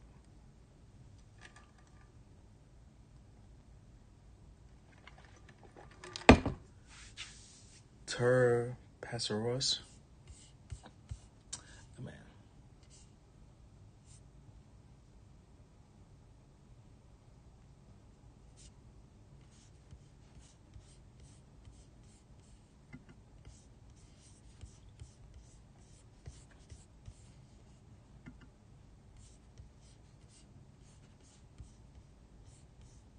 Somebody just requested me. What y'all requested me? Yo, don't be sending me no, hello, I want to know how much they charge for me. I want to know how much they charge me for this tattoo. Use latest app. Wait, accept. You wanna get tattooed by me? If you wanna get tattooed by me, here, email me on Andremalcolmtattoo shipped at gmail.com.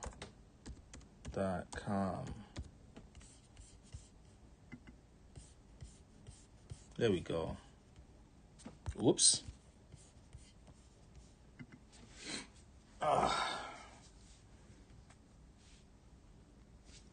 Broski, what up?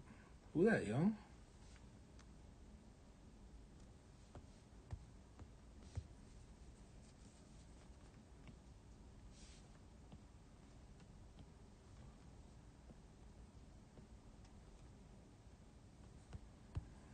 Email me back and I will answer all your questions.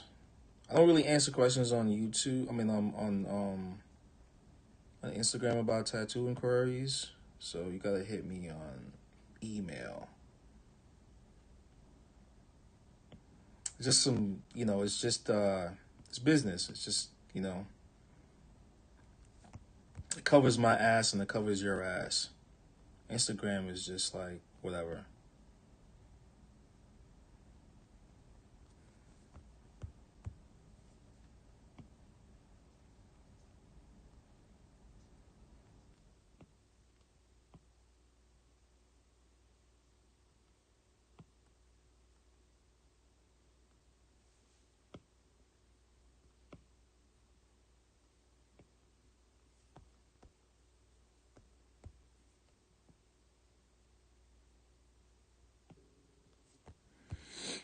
Here we go.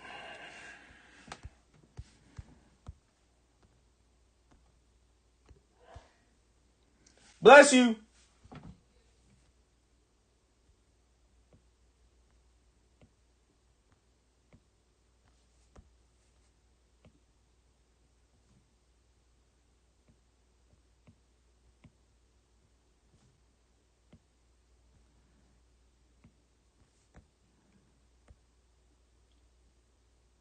How about Atlanta? You live in Atlanta? I'll come out to Atlanta. You know what it is. I'll fly. If I come out somewhere, I gotta tattoo at least like 5 to 6 people. And I'm like, I kind of like look at my analytics and it shows me where people are looking at me. So it's like either LA, Northern California, Florida, New York, Texas. This data could be wrong, but like, yeah, I'll gladly come out to Atlanta. Let me know, man. But I got a family I have to take care of, and so like I have to be busy. I can't come out to Atlanta and not make any money, and then come back home and my wife is like, "So how much you put? How much you made?" Or and I'm like, "Oh, it wasn't that busy." And she's like, "What the fuck? No pussy for you tonight." I'm like, "See, that's like." And child support's hitting me like, "Hey, you didn't pay this month," and I was like, "Well,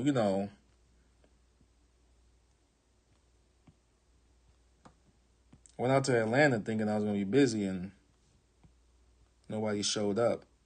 Or, well, you know what? We're gonna have to take away your license. You can't drive." I'm like, "What? How am I gonna work?" Suits you, buddy. Hey, fellas, watch who you have kids with. You become a slave to the state. Indentured servitude. That's what it's called. You're a slave. And the judges take the judges take, I think, like 2%. Am I lying? Am I lying, folks? Am I lying? I'm not lying. Look it up.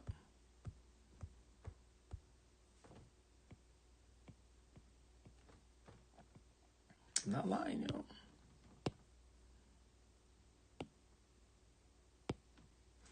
You owe money. You're like, God damn.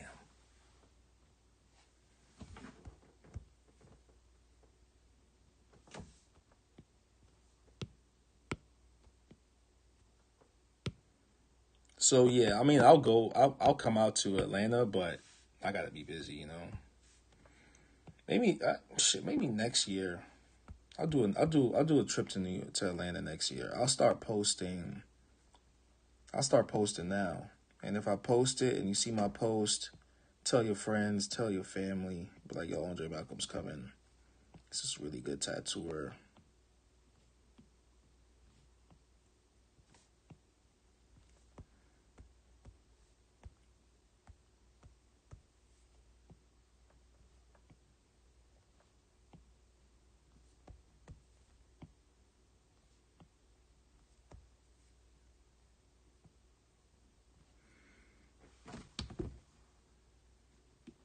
I think my ex-girlfriend just came into the chat.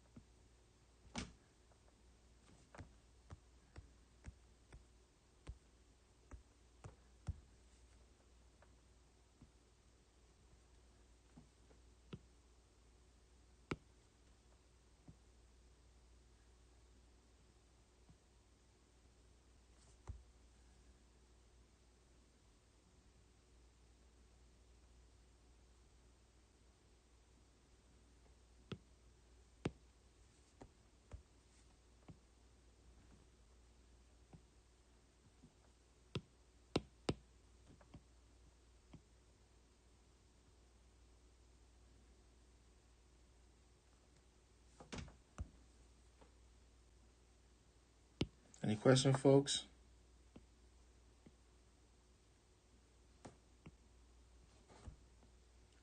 Everybody's pretty quiet in here, huh?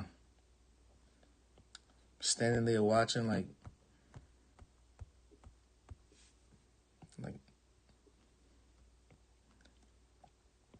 I start making fun of y'all that just come up in here and just watch and don't say nothing. I'm like, oh, y'all are like them people that be at orgies that just be standing in the corner.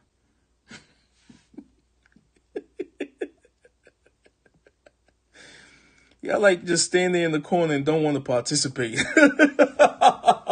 Just taking up space.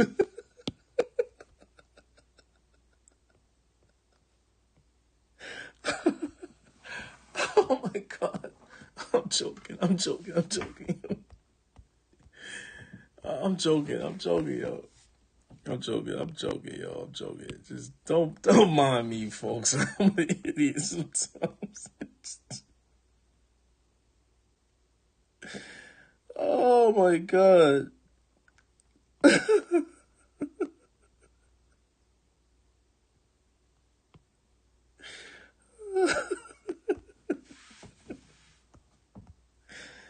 uh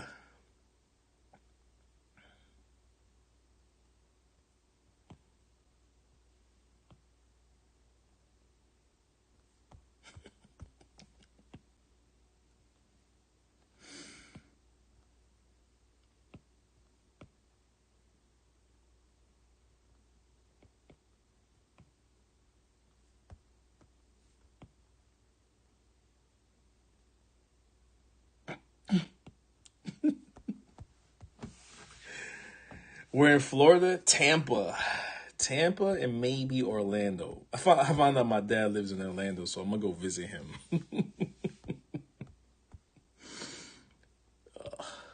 Shit. Come on, folks. Gotta laugh, man. Like, just up in here, just quiet as a church mouse. All right, almost done. See how long it takes to just draw this thing. Look at this thing. Look how long it takes to draw this thing, man. It just be. That's why like you get the Phoenix, man. Just A lot of hours.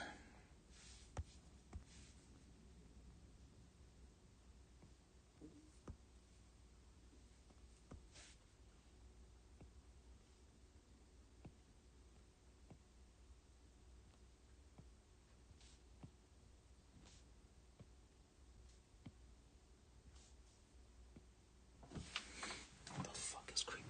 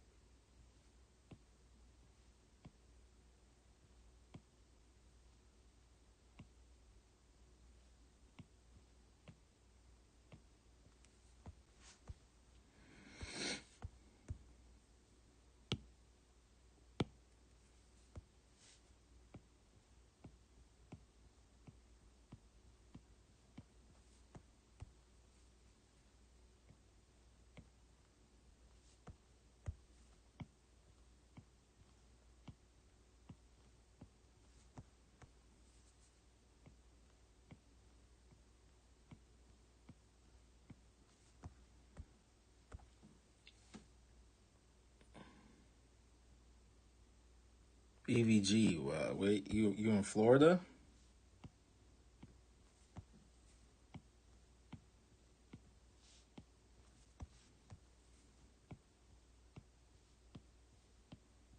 See, I got a lot of East Coast people, man. That's a lot of East Coast people. I don't know why the algorithm is like that. I don't know why the algorithm is like that. I got, instead of like the algorithm like pinpointing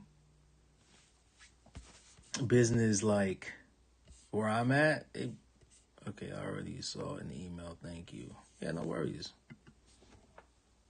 Awesome. Awesome sauce. All right.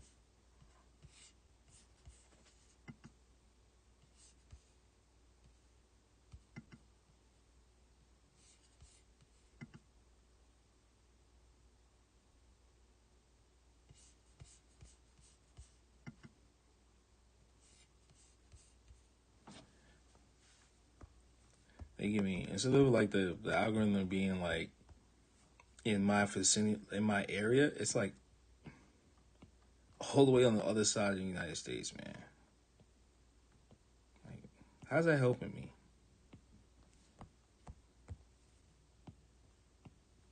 See, all my geotags is on this side of the continent.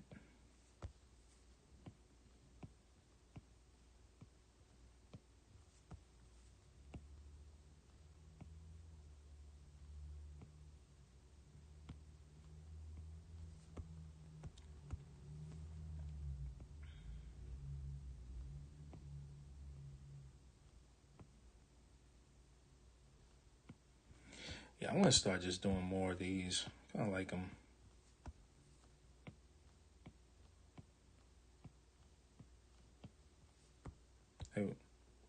Have you drawn on Sketchbook? Sketchbook app?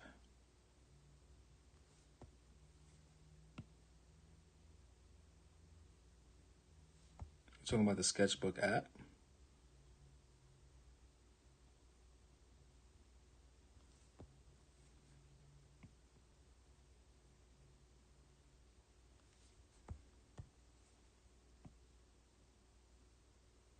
I think I got Sketchbook.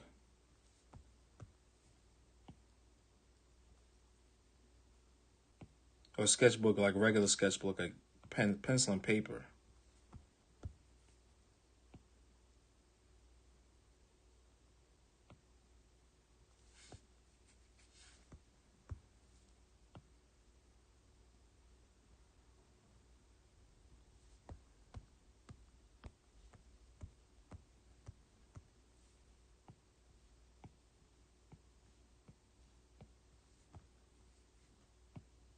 Yes to what? You gotta be a little bit more specific, buddy. App. Oh, app. Oh, I have it. I think I just not. I think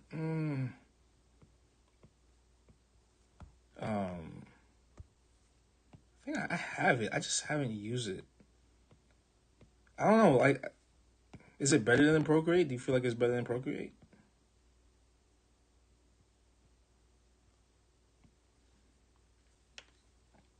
Do you work for Sketchbook?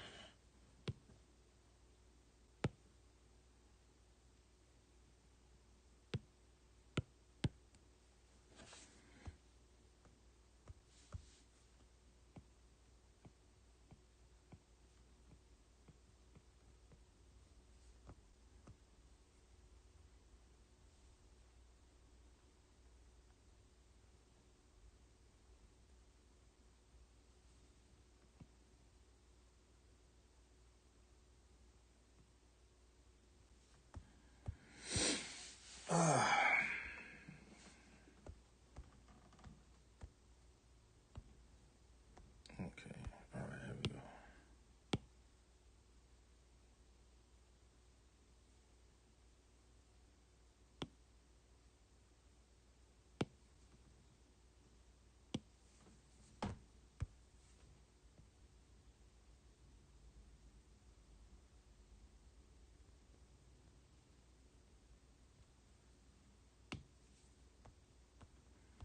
No, I think Procreate is better. Oh, you think Procreate's better? Yeah, that's right. I think Procreate has like the shit locked. I think they just. I think they figured it out, and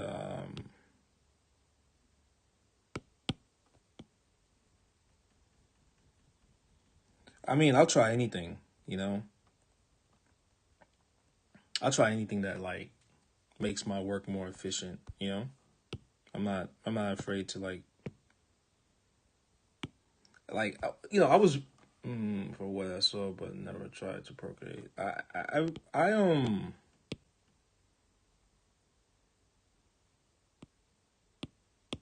I'm if it makes my work more efficient, you know, like this, like Procreate makes my work fucking efficient. Like Jesus.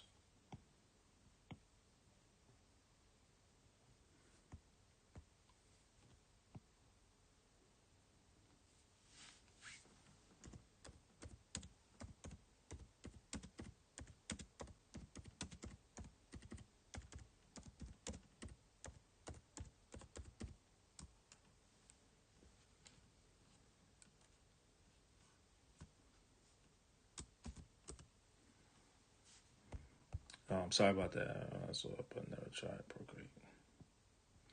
Wait, no, Procreate is better for what I saw, but never tried. Okay, all right.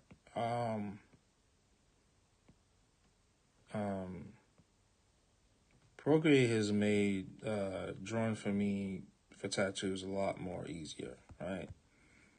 And in a way, it's like made me open up more towards oil paint. You know, like I now I understand the like what goes into oil paint. You know, like Procreate kind of like opened me up to that. It was very hard for me to do it before. Now I'm just kind of like, all right, I'll try it. Um, but it's I mean,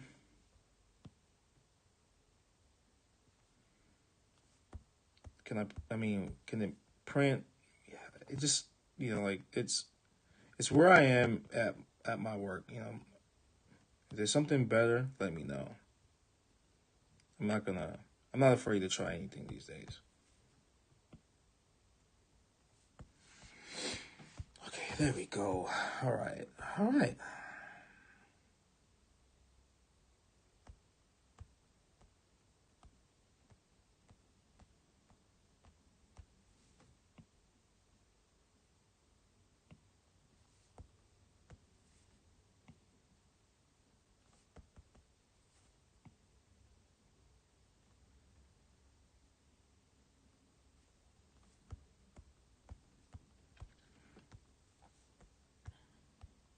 Did you see the Instagram remove recent hashtags?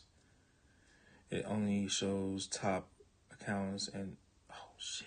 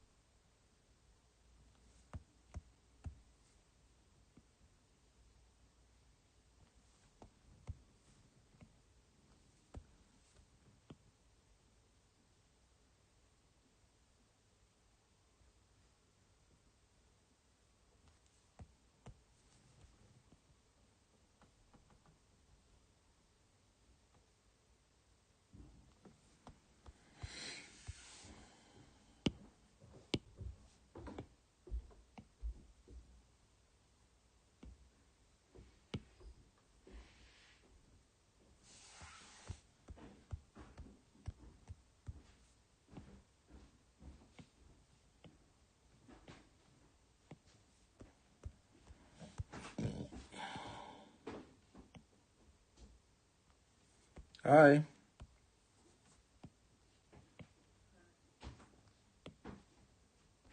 What happened?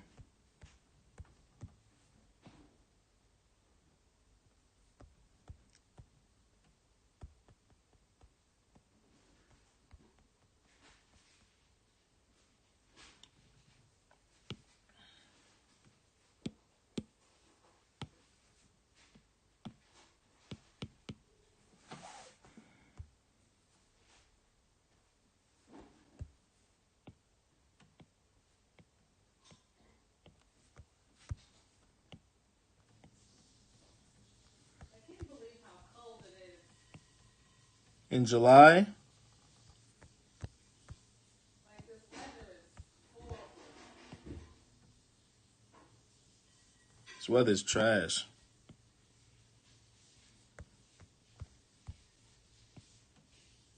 It mean this winter's gonna be crazy.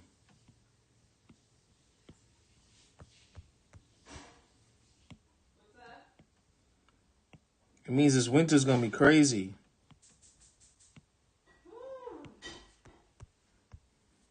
Maybe, or we might get like a summer in the fall. You know?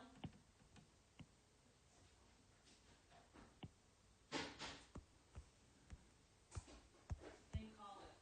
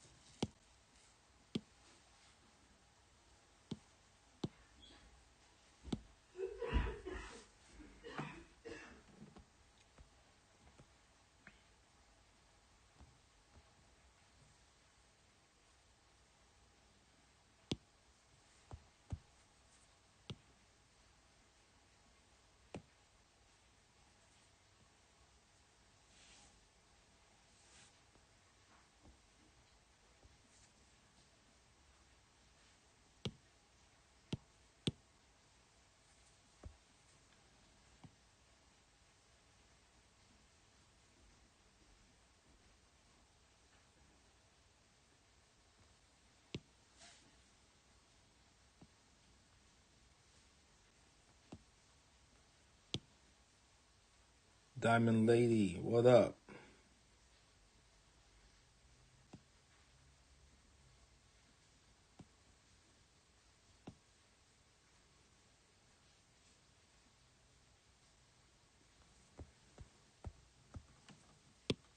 Yo, blending is my favorite, man. I swear.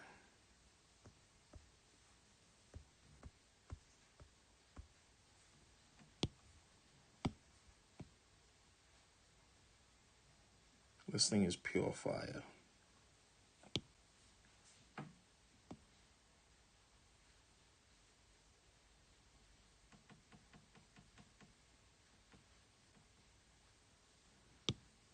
Hey, what you doing in there? Huh? What you doing in there? Huh? What are you doing? Making a sandwich for lunch.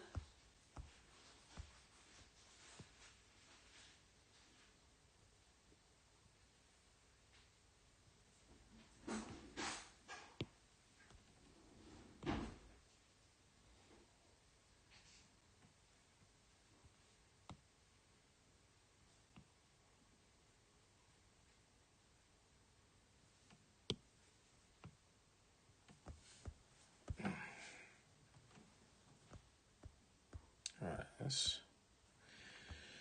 How would I shade this thing? Oh, how would I shade this thing? How should I shade this thing, folks? Should I do it the classic way? Classic Phoenix colors, you know? All right, you know what? Everybody in the chat, there's 5 people in here, right? Can you tell me your favorite color? The color that has the most, the same, then wins. What's your favorite color? And that's the color I'll do this Phoenix.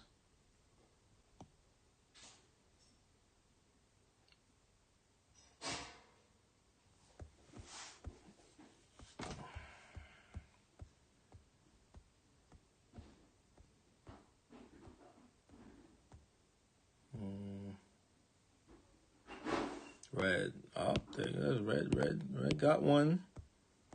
Red has one already. There's 8 people in here. What's your favorite color? And if that is that color, Adam Artcore was popping. How are you, sir? Favorite color wins. You know what I mean? Sorry. The one with the... So there's one red so far. One person got red down. All right. I'm trying to do a little crowd participation, you know? All right. Pink.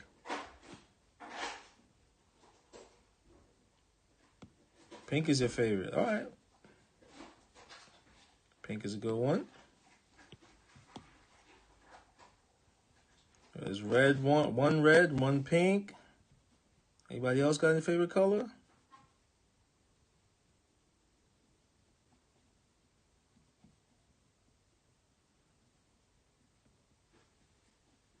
Blue and red background.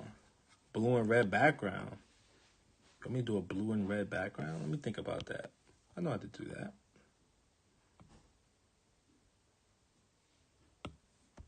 Let me do like a tie-dye style background.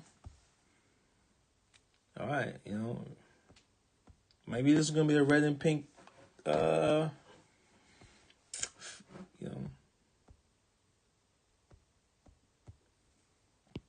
Red and pink Phoenix. Should I put flames coming off of this thing?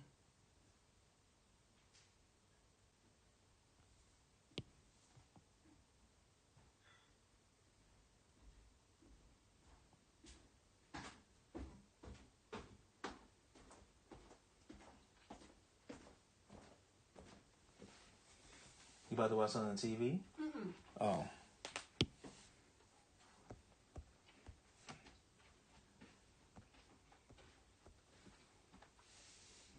You made me a sandwich? Mm-mm. You didn't make me a sandwich? I didn't know you wanted one. What?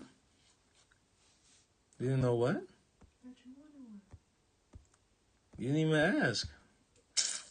Yo, she didn't make me a sandwich. That's fucked up.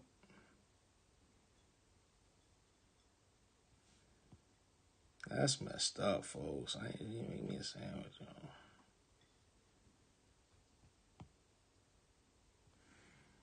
Let's put this tail feather all the way in the background. All right, we'll blend that out. Blend this bead right here, right here, right here, and then we're gonna get dark.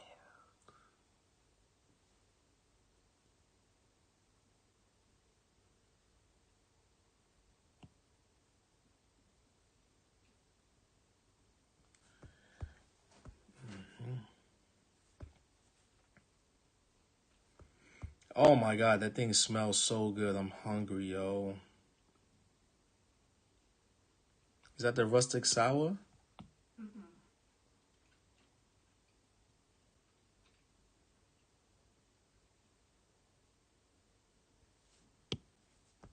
That's not cool, man. Why don't you just go back into your office and eat that? Why you gonna come down here? I haven't eaten anything for breakfast. You gonna come down here with a sandwich?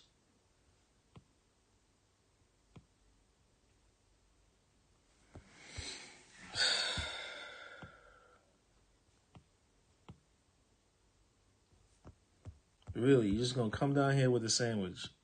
I haven't eaten anything. All I've been doing is just drinking water.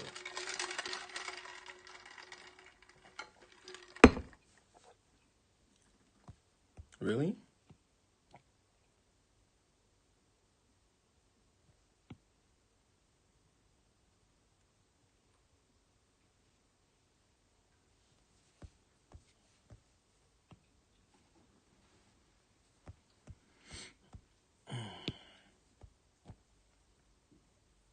Is that messed up, folks?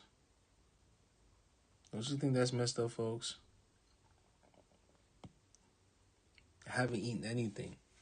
And my wife just comes down and with a sandwich and is just eating it across from me. Is that messed up?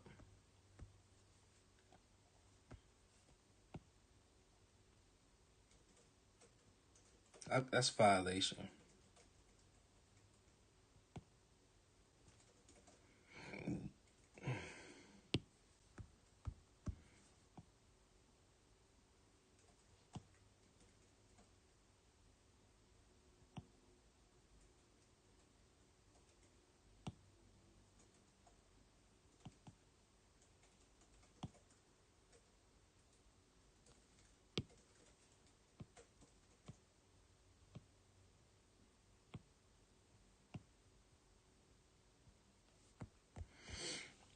Okay.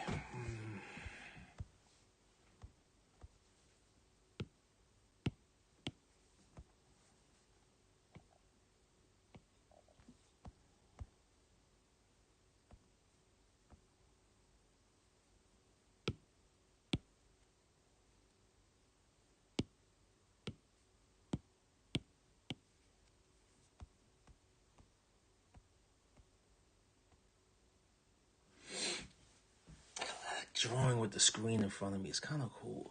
I like that.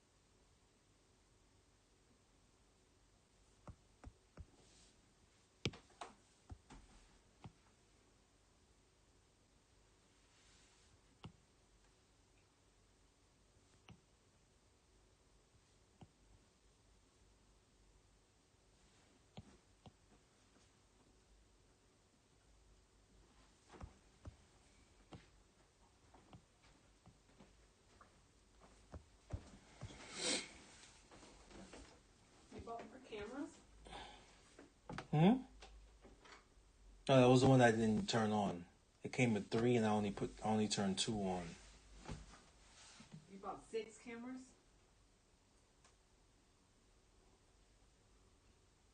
Wait, yeah. No. It came with 3. Well, there was an extra one.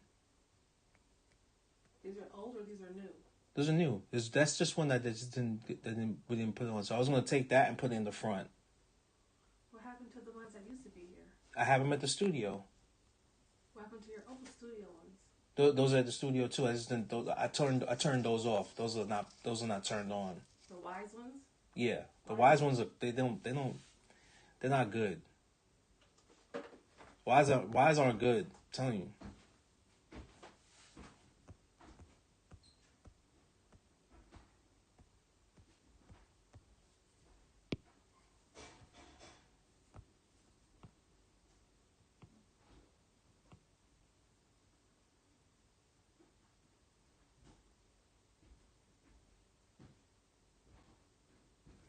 The wise had like a really hard. How many hours do you draw a day, weekly? Do you have any particular tips?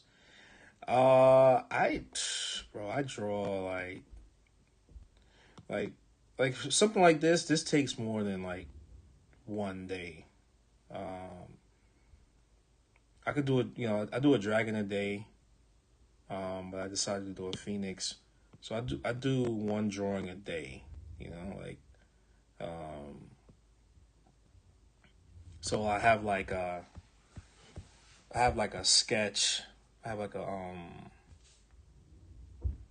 I have I have a file in here with a bunch of different sketches, and then I take from one of them.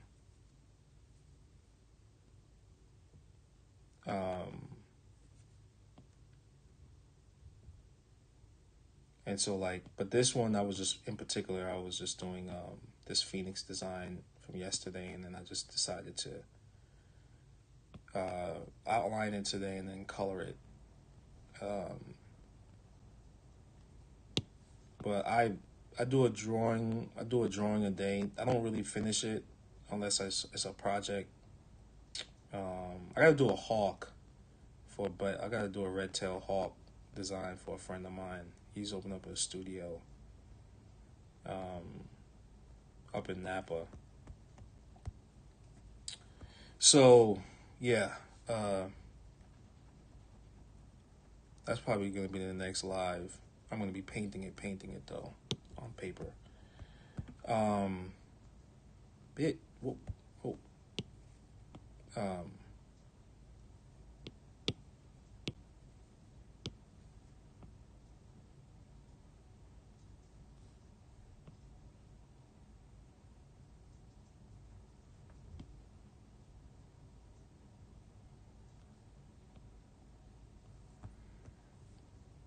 for my smudge, what I'm using right now, I think somebody asked me this question earlier. For my smudge, I use Cloud.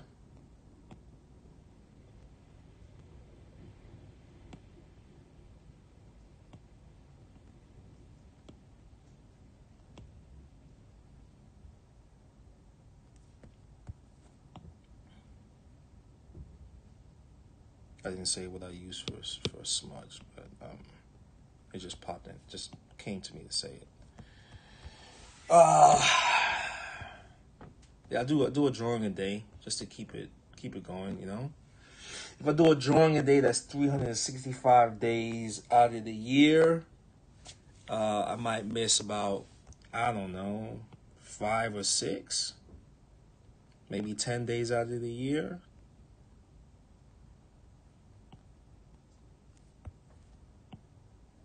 So I could do like 300 and something a year, 355 a year. That's great. You know? That's a healthy portfolio of designs to do on people.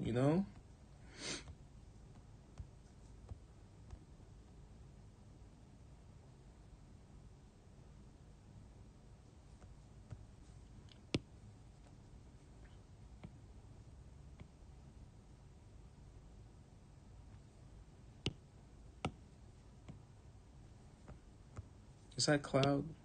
Yeah, clouds. Elements, clouds.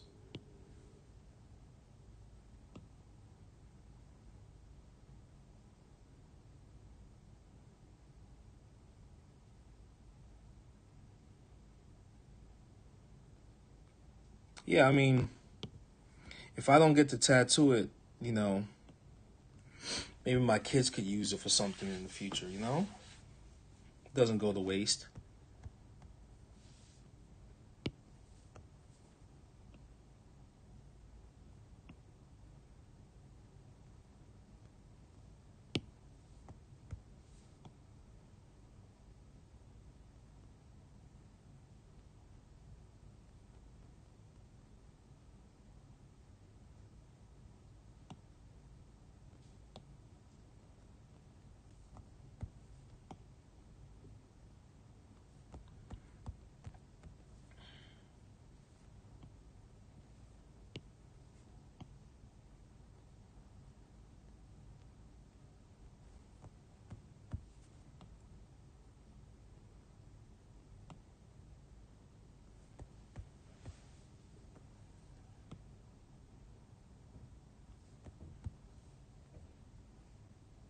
So are they line drawings, not fully shaded?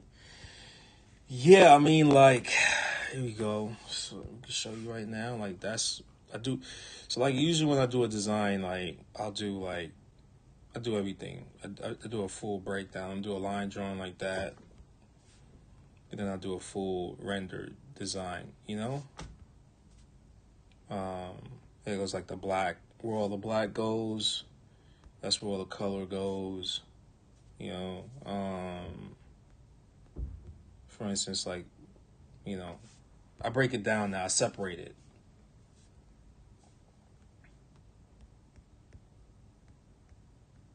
Yeah, yep, yep, yeah. Do you wait for clients to ask you for a dragon? You already have folders, sketches. Yeah. So like it's a little bit of everything. So like if somebody comes in and said, "Hey, I want to get a dragon from you," and I'm like, "Yeah, no problem." I already have these in the tuck, but I usually just draw a whole new dragon for them, you know, because it's just like these are all exercises, you know. It's all exercises for me. The more, you know, the more it's worked out in my brain, the easier it is to tattoo, and I don't have to really worry about shit, you know.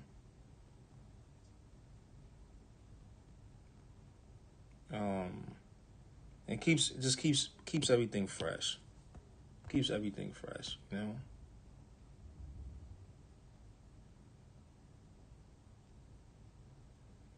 But sometimes, like somebody says, "Hey, I want to get something. What do you have?" Maybe like maybe it's just like those situations come up where I'm like, "Yep, I already got this. Check this out. You like this? You like that? You know." It's kind of like Flash. This is like the new version of Flash, right? When you used to go into a tattoo shop. Well, these are all my drawn out designs, right? That nobody else has done yet. I haven't done them yet, you know. And I want to do them. And so like if I have them ready to go. And it's been happening lately. I think this is the driest year I've had so far, but like I'm I'm having clients that want to start getting tattooed by the end of the year, probably like next year. And so like I have all these designs ready to go. You know, like I've had consultations where like, yo, here, you know, this is what I planned out. Um and it's worked that way. So like it's just less work in the sense, and it's good to like have something where they can look at and just they can work off of that, you know. Yeah. um they have something that they can see, and there's a reference point of like, oh, I can get this. Yeah, you could totally get this. um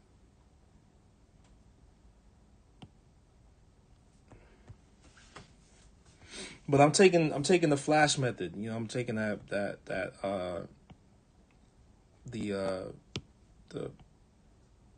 it's drawn out. I know what to do, and it goes from there. You know.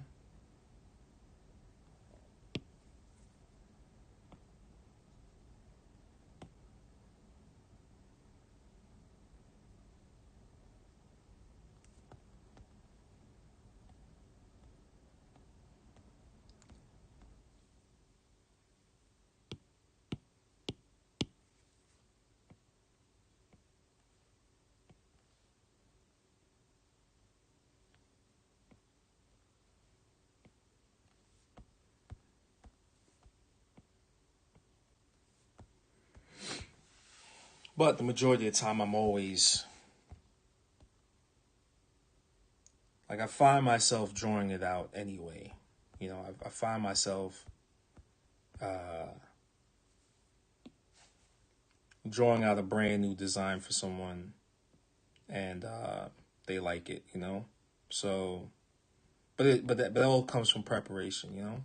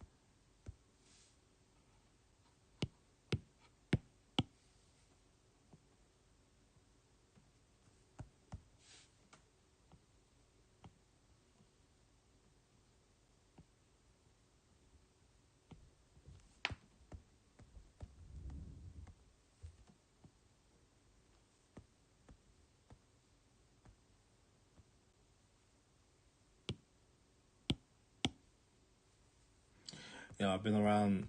I've been around like a bunch of like concept artists out here. You know, and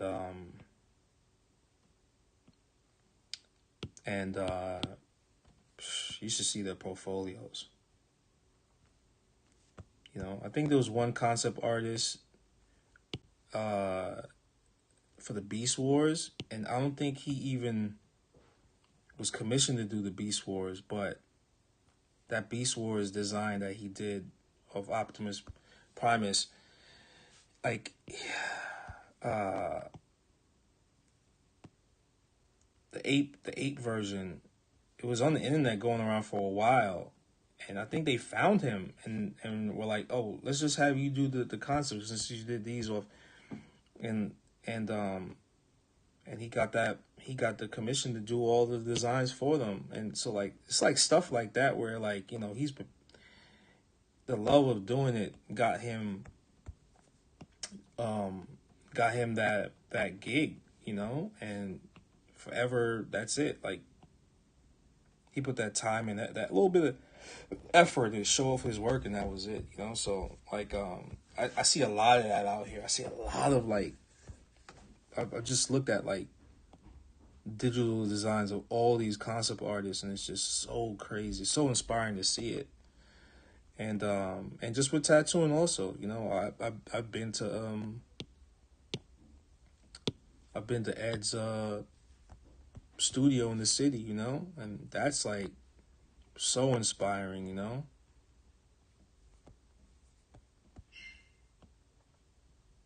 It's super inspiring. Like this dude got like wall to wall like work everywhere, and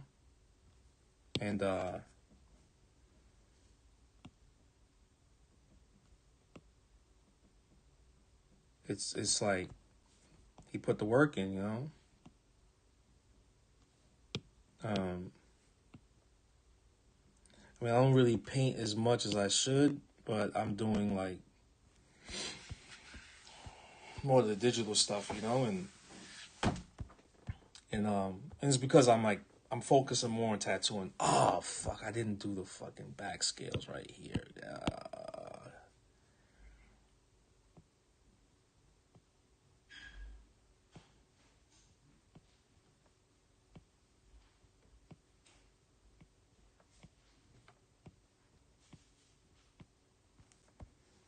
Everything all right? Yeah, I said go get this out of my car. I'm also done for my meeting at 12. Okay. And I'm really focused on like just, you know, smaller Japanese works to like larger Japanese works, you know? So that's kind of like what I design all the time. Yeah, people might think, oh, he only does large scale work. I don't know. I have it. It might seem like that's what I do a lot, but I don't. I mean, I do my fair share of everything, you know. But like in a way, like it's just designs for, you know, the body and just like keep my mind fresh a little bit, you know.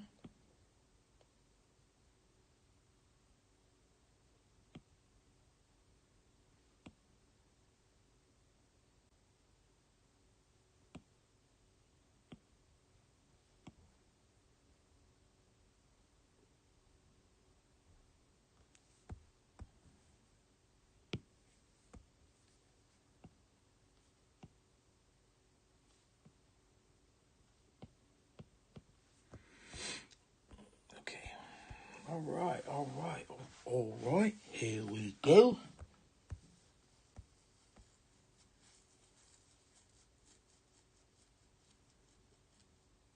What's a small tattoo for you? Do I do yokai? I do all. I mean, I do it all. I do small tattoos like probably the size of my palm.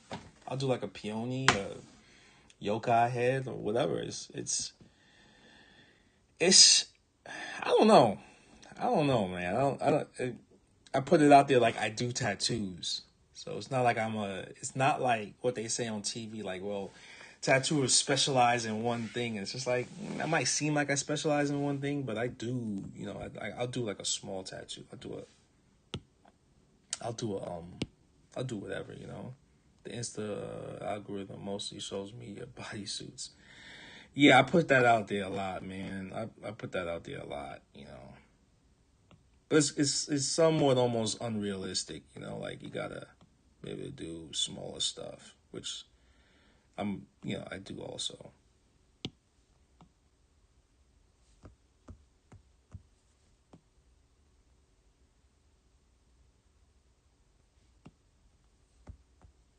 Um,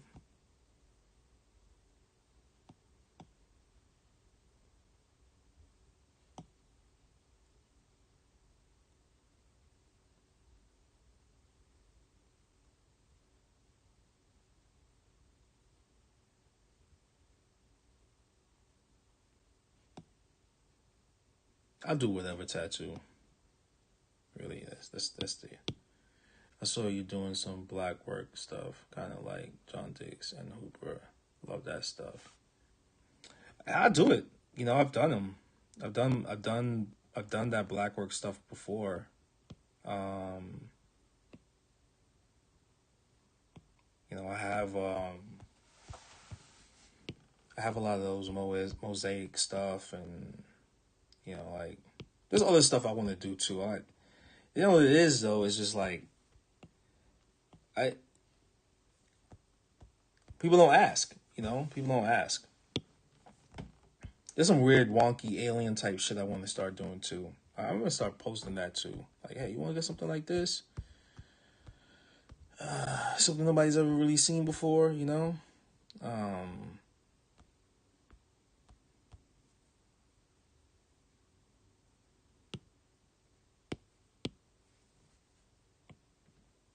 Maybe I'll just do it like in my next live, like this weird alien type creature.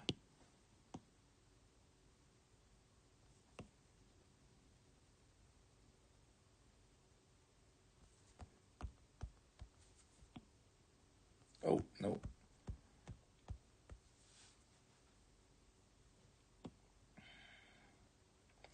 Yo, the blend is the best, man.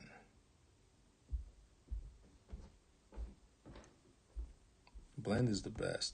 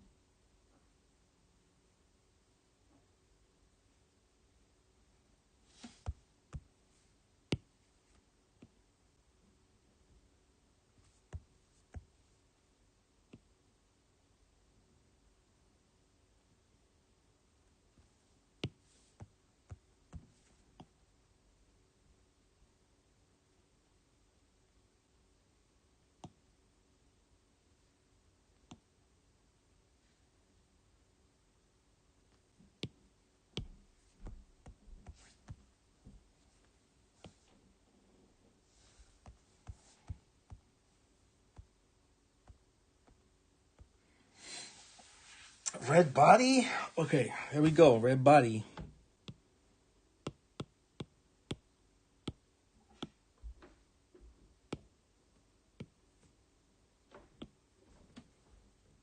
Red and pink, right?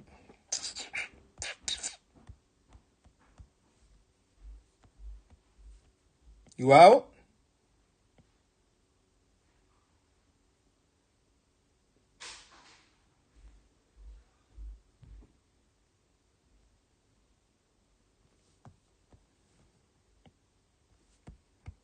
Oh, I can't. Oh, wait up.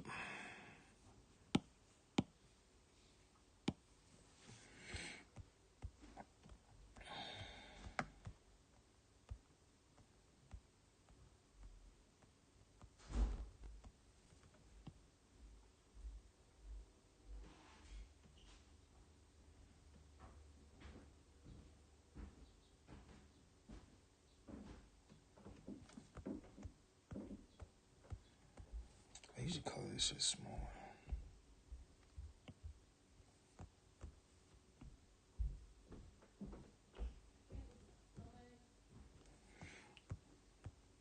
The one in the living room?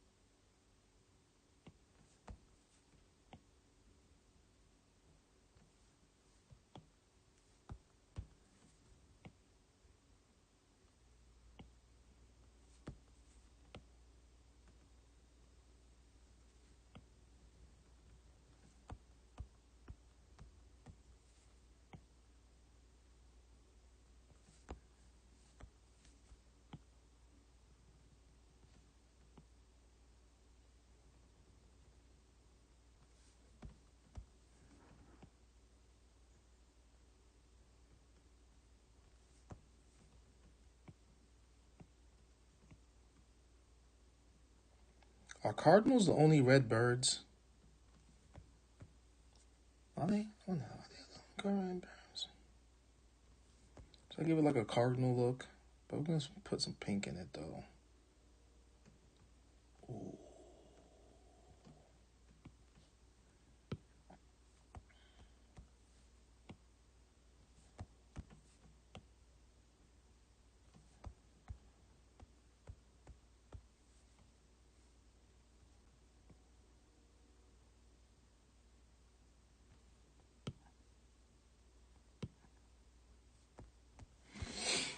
All right. Okay.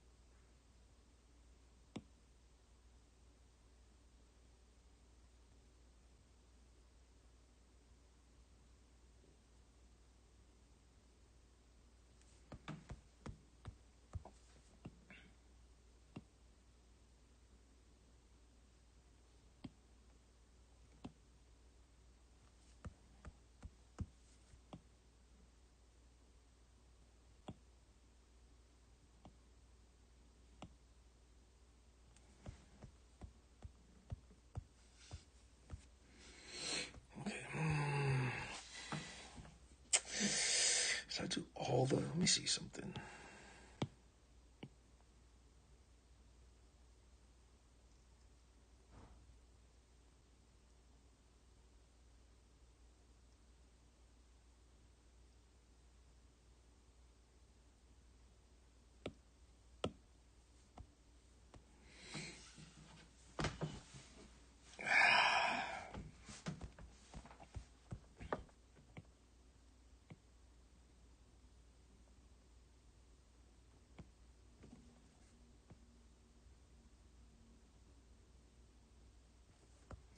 I know that there's a different way to just color the whole thing in red and then just like, but I'm doing it this way because whatever I miss, I can cut back.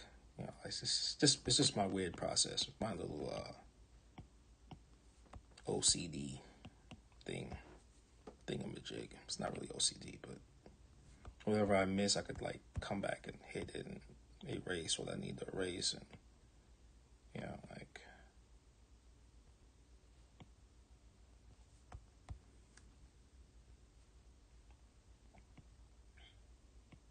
Isn't that contrast button a cheat code?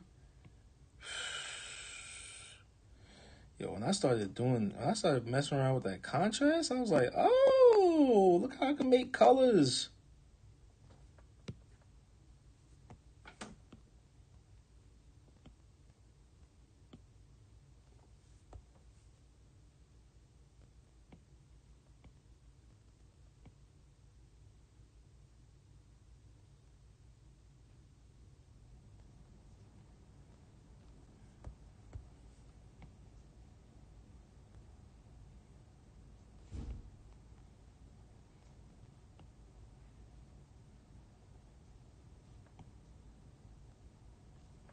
I got me some nunchucks.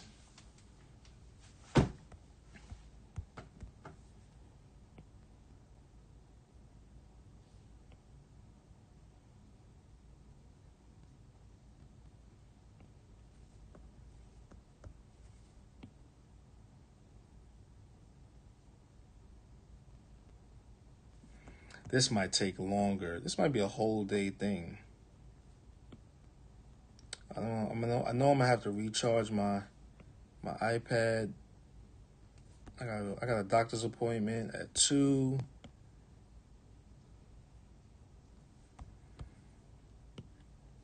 I got me some nunchucks. Oh, hold on.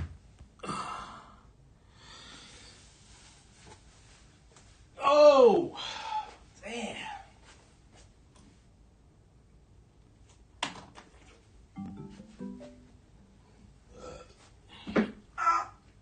Blood fire!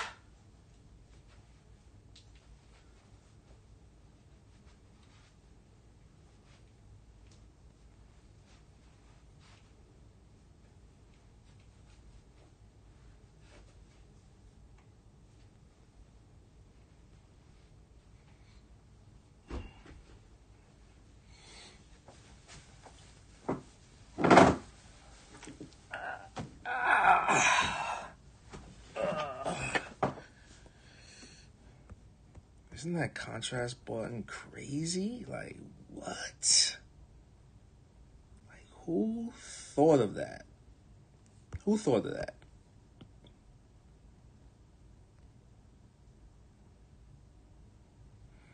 It's probably one of the best cheat codes in on Procreate. One of the best. Oh, we just got this contrast thing right here. You just hit this.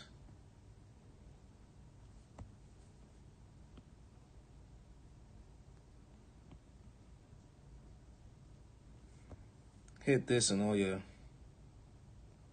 troubles are over. You gotta love technology, man. You gotta love it, man. It's a gift and a curse.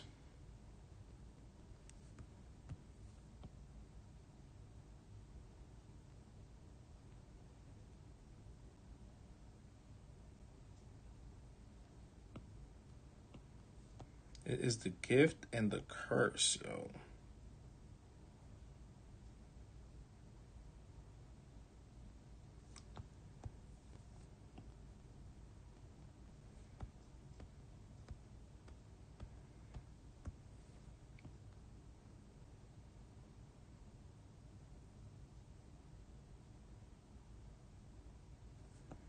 You know you could 3D print your dinner now if you wanted.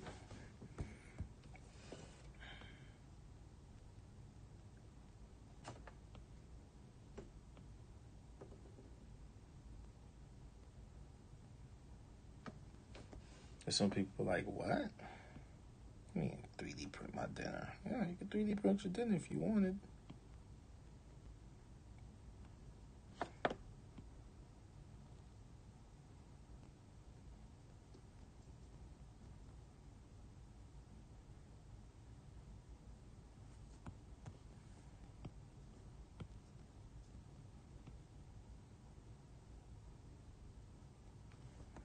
I remember one time this lady made an invention where you could 3D print your makeup.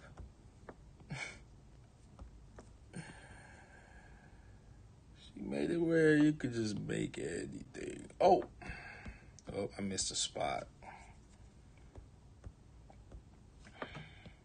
I did something wrong.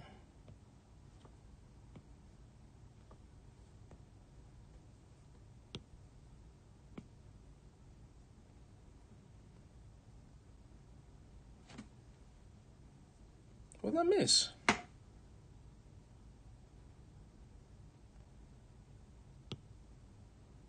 It's not wild, right? It's not wild how it looks. Let's see if I did it again. Oh, missed it again. Oh, shit, man. You know? I'm serious, folks. Soon you're going to be able to 3D print your food. Full course meal.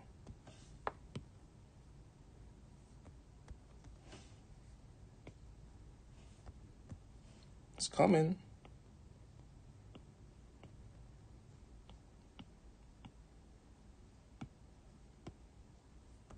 I don't know about that, man.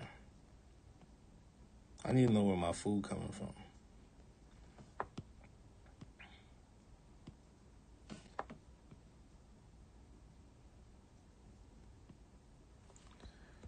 I made that post about like grow your babies and shit. I can't wait for that day. Yo, all them religious people are gonna lose their mind. This is ungodly.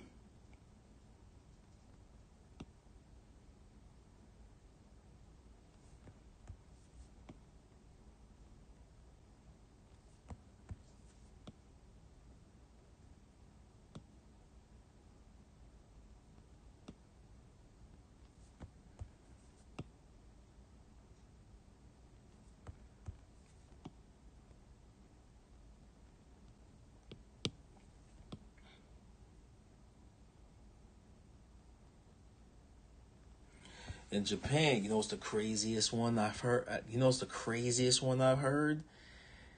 In Japan, they made a baby out of 2 male embryos. Can you believe that?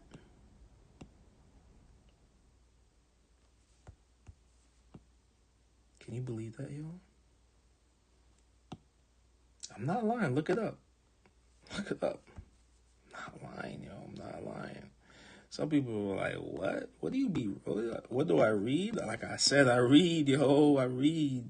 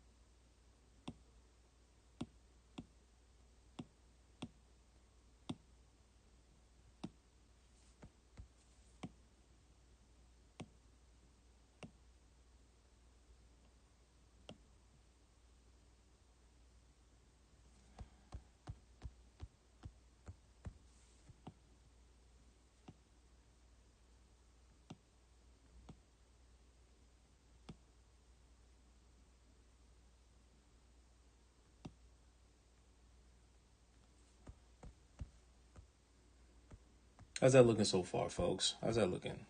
You can be honest. You can say, "Yo, I hate it, Dre. Shit is trash." You know what I mean? What you think?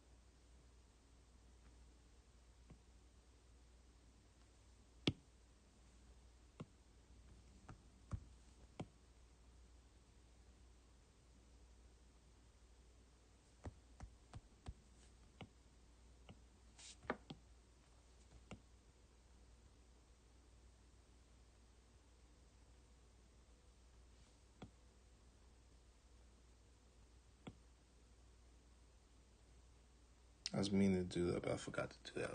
Keep going. Keep going. Keep going. All right.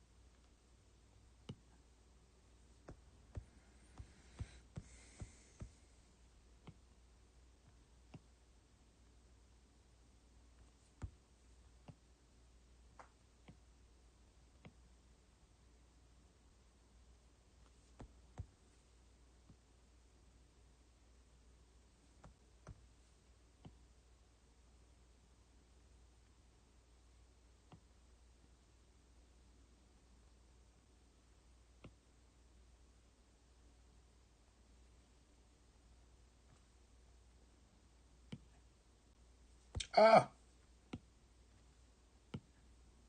Ah.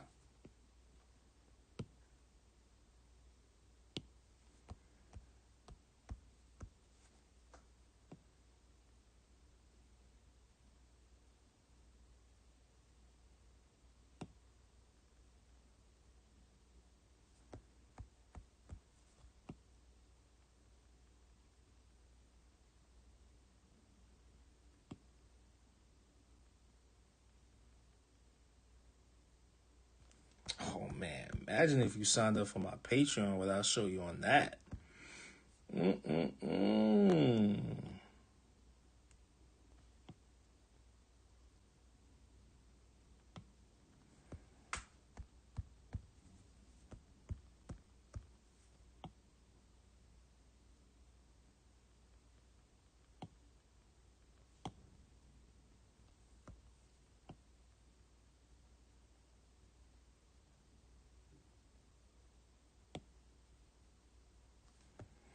Let's have a look. All right.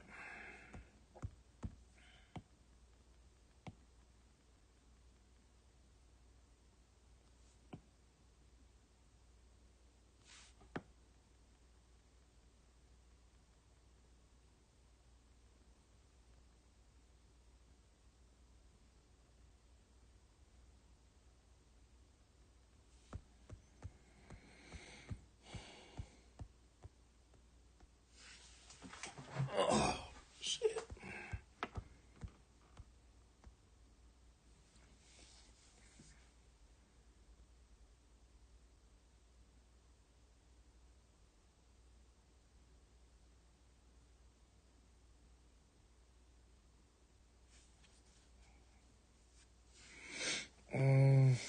Oh, I know what to do.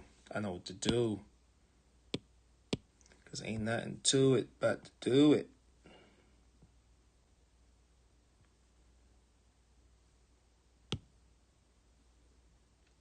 This is where a lot of rendering comes in. All right, let's bust it down to this. Let's go like this.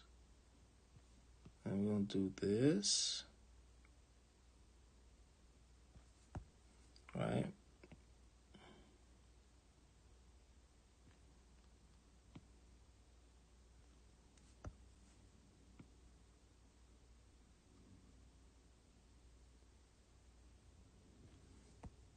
Oh no, no, no, no, no.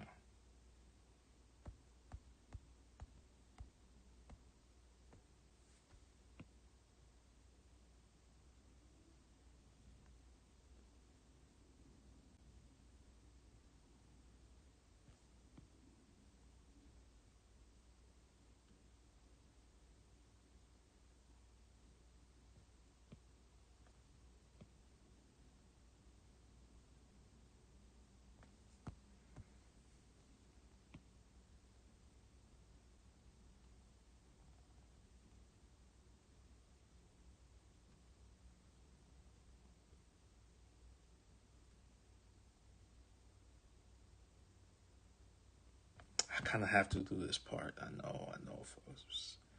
It's kind of tedious. I know. That's the thing about art, man. You know, like it's about repetition. It's boring, right? Is this boring? Put a one in the comment section if this is boring. I like honesty, man. This is boring. Is watching two slugs fight? Let me know.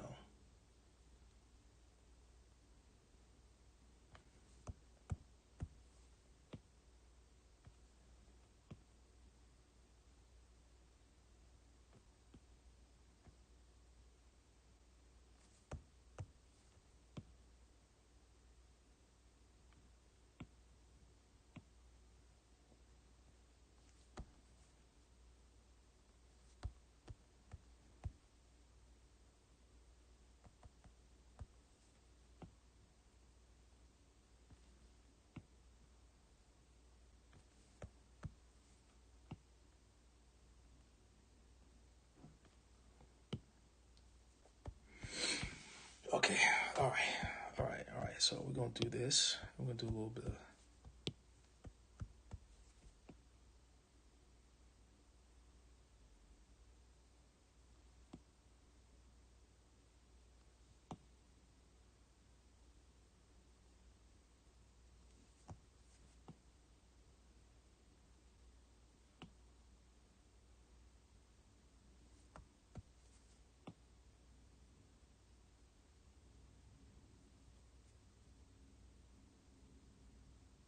All right, this live is about to die in 30 seconds, folks. Instagram don't like me, man. I think that I changed my name, you know.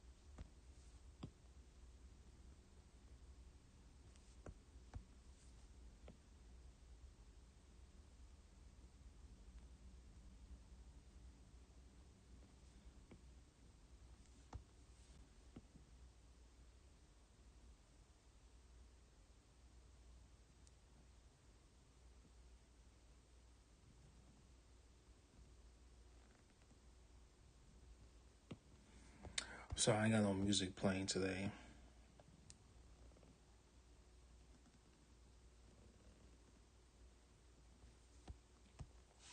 So I throw some anime on.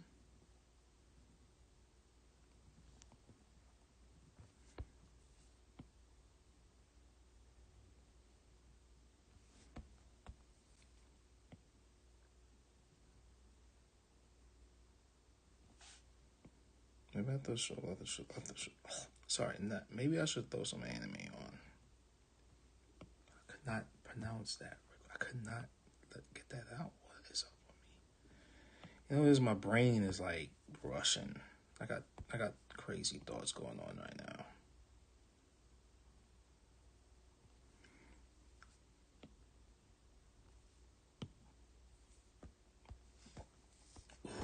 All right. Let me see what this looks like on the screen. It's pretty pink, right? Pink and red.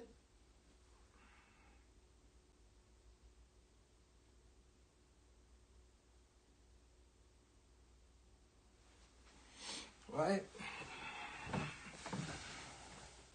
Oh.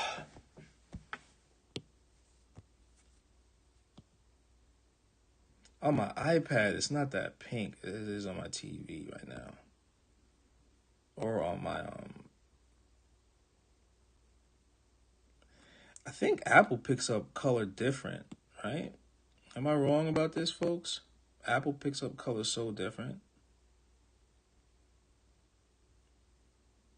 Like, it's way more vibrant on my TV than it is on my iPad right now.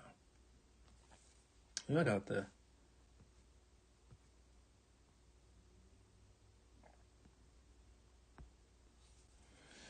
Huh? That didn't help. All right.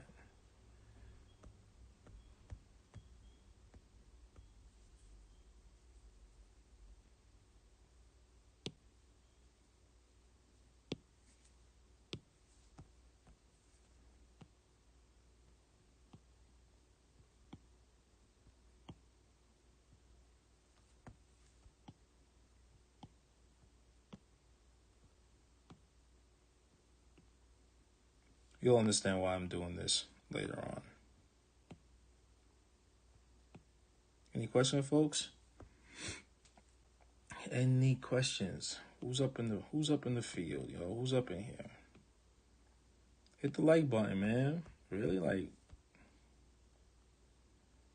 I can't even get the likes up in the chat.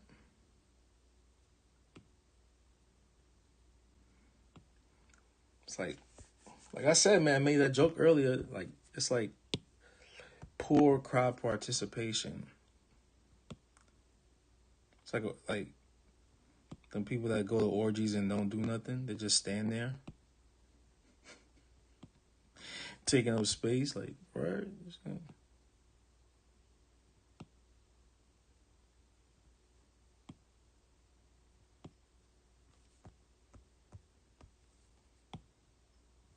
Then when I ask a question, everybody jumps out. Oop.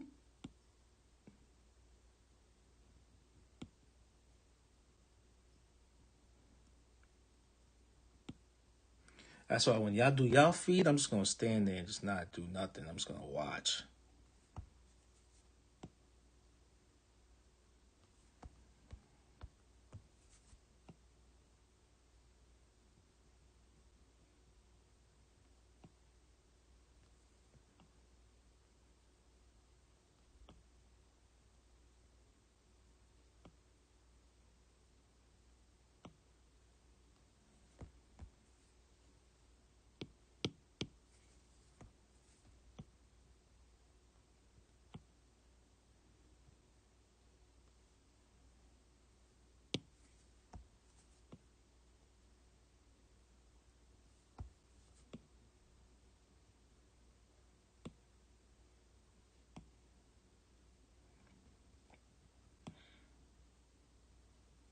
What you'll see on the Patreon is gonna be like a full breakdown, like the mechanic, like skulls, the skull of the feet of the bird. You know, figuring out, all of it, everything.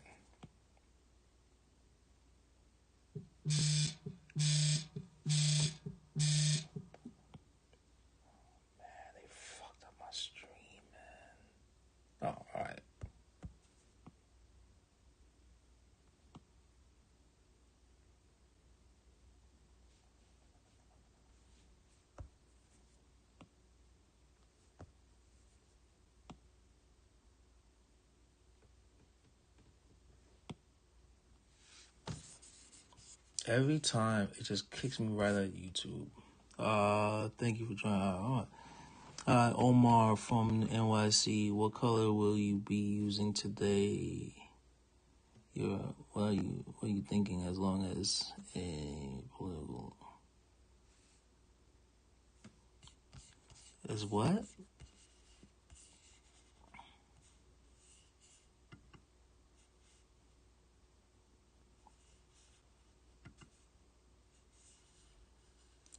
Let it out, LOL.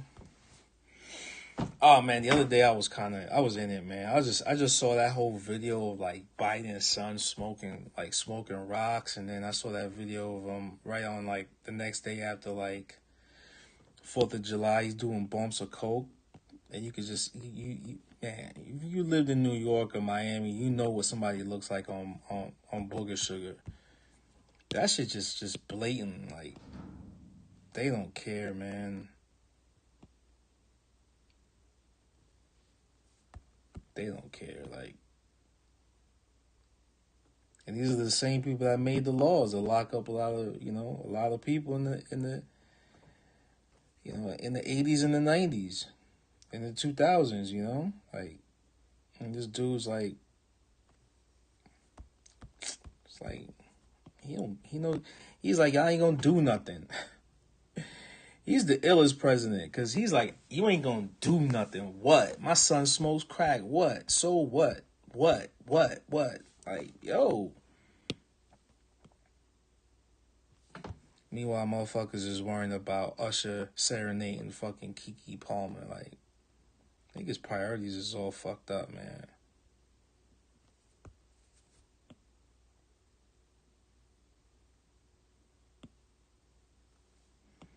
I thought Trump saying grab him by the what was bad, but this dude is out here doing boulders.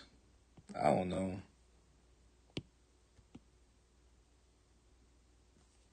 He's doing boulders, B. He's beaming up. This guy's beaming up, yo.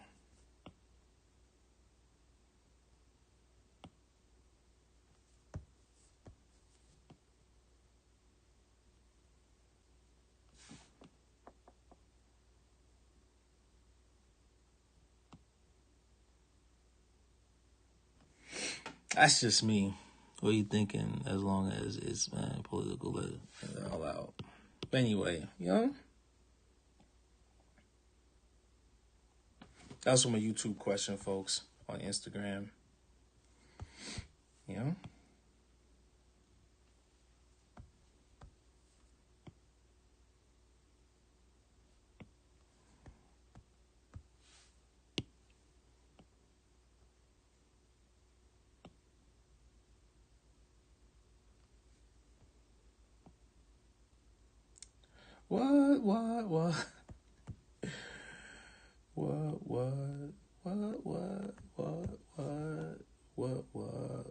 What?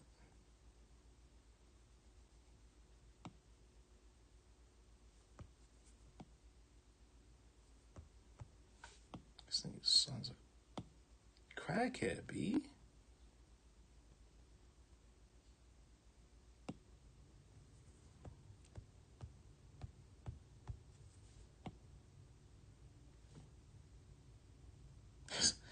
Yo, his son's a crackhead, yo.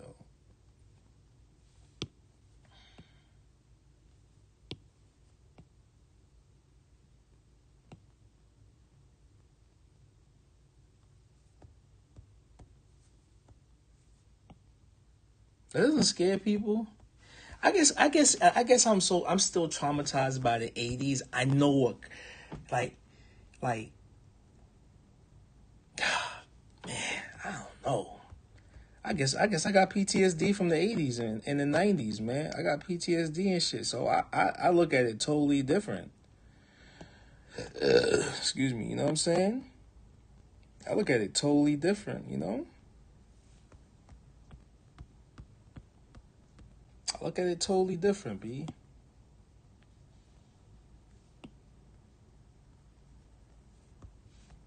Those were traumatic years, man. Those was like, I don't. Those are traumatic years, B. And his son's a crackhead. His son's in the Oval Office doing boulders, and he's not getting like, he ain't getting that powder that, like, been stepped on a couple of times. No, this dude's getting the cream of the crop CIA bricks. You know what I'm saying? He's not getting the regular stuff. He's not. He's getting top shelf bricks. The CIA's, the FBI is probably cooking it up for him. You know what I'm saying?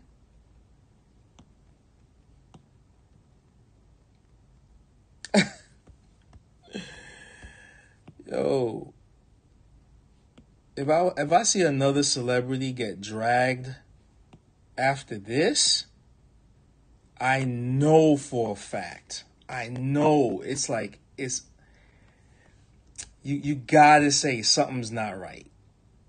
Because if you got some political, you got the president's son on camera doing boulders, doing powder. Powder ain't nothing for people. You know what I mean? Like, well, whatever. Everybody does it. I don't do it, but everybody in that kind of lifestyle gonna do it. Most likely. I'm not gonna say everybody. It's a recreational thing, but no, not boulders though. Because that was what, Schedule 1, right? Back in the day. That's what dudes was getting 5 to 15 years per rock. Some dudes got life sentences and shit. And this dude's out there, man, like, crazy.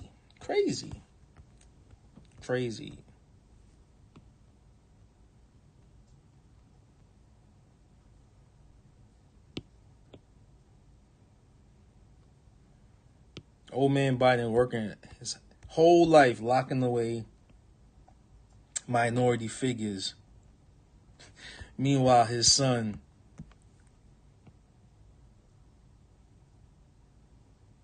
is out here with the rock. Rock steady. His son's rock steady, yo.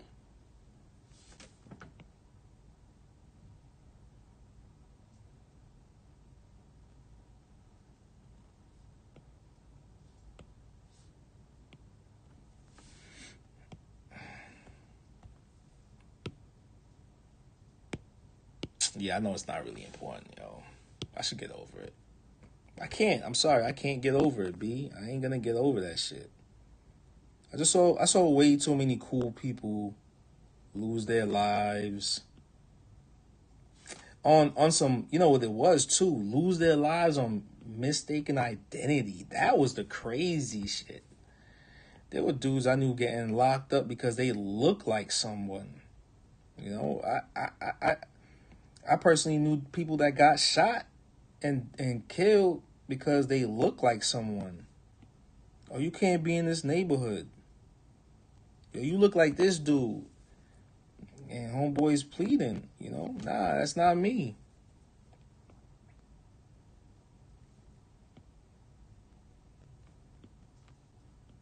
Meanwhile, Biden's son get cream of the crop boulders, yo.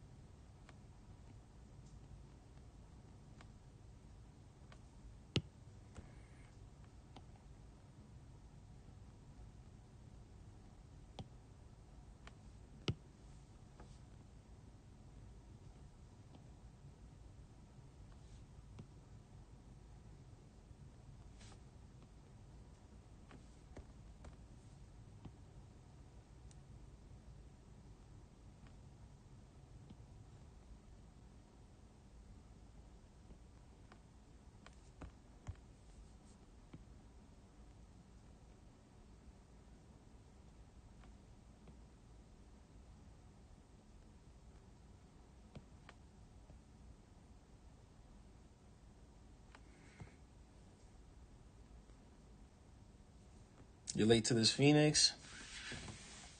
Yo, you need to subscribe to my page. Then you need to go to my thing, go to my page, and then hit notification anytime I go live. That's it.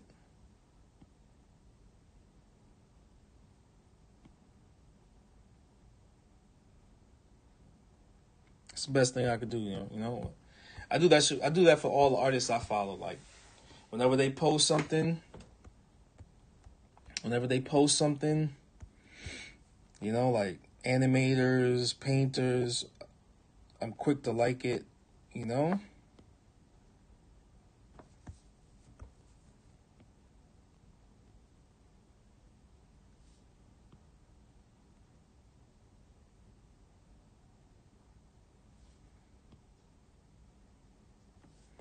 Put the notification bell on. That's it. That's the best thing I could do. That's the best thing I could say, you know?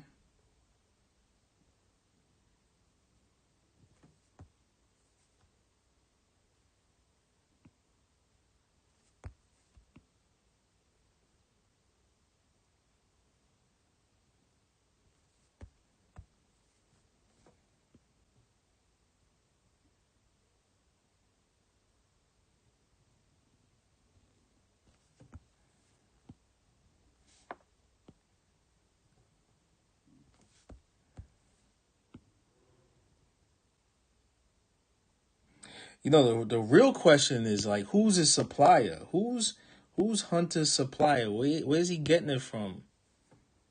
You know, where is he getting top shelf booger sugar? You know, there's got to be like, you know, he can't just go to anybody. He can't just go to anybody. So it's got to be like, he must have found like the White House stash or the FBI stash. Somebody's got to be giving it to him. He ain't got no dealer. You know what I'm saying? Not like he's running down the block. You know what I'm saying? He can't be doing that, right? You know, because you got to think about it like this. Paparazzi's on him at all times, right? Paparazzi is on him at all times, so he can't just, you know what I'm saying? There ain't no regular person coming around him, you know, because he's money. He comes from money. He's politically, he's high-ranking political affiliate. His dad's the president of the United States. And so, like, you know, let's go in the order of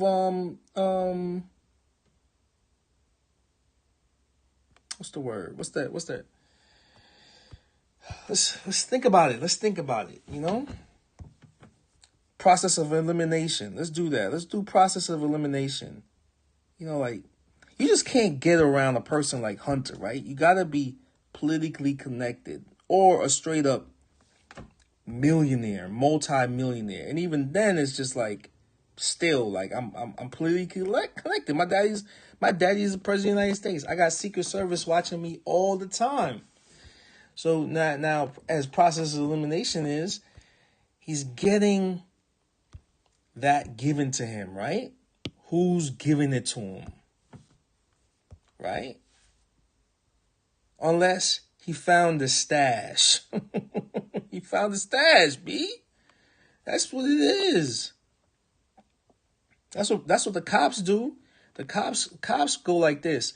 They like, all right, who are these guys getting their stuff from? When a celebrity dies from overdosing, right? What do? They find the dealer, right? They'll find them. CC cameras, all the fly technology they got right now. They got it. So all you gotta do is just like, oh, where's he getting it from? That's the question you gotta ask. Where's Hunter getting the bricks? Where's he getting the powder? Where's Hunter getting the work from? You know what I mean? Where's he getting who's cooking it up for him? You know what they used to do back in the day? They used to go to the supermarkets, the cops. And then the cops, what they did was they had booths set up. And there was always a cop watching who would buy baking soda. That's all they did. And then they would just follow that person home, wherever they went. And that's how they found out who was cooking up and making ends. That's it. So now we got to figure out who's cooking it up for Hunter. That he can just, beam up anytime he wants.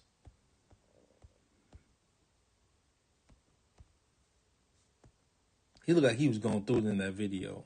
He did. He looked like he was really going through it in that video. He was pacing back and forth. He was sweating. His little jaw was...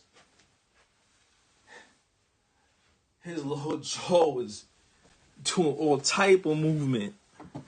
I was like, oh, he is on one.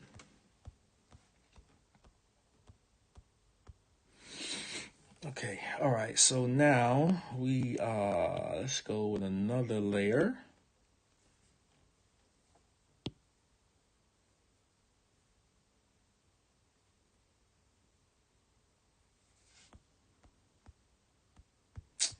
If I was a rapper, I'd come out with a song about Hunter Biden.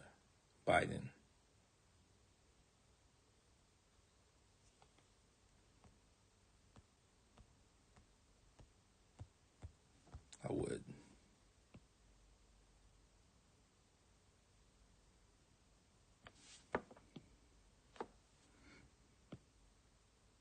Whoa, too fat. That's what she said.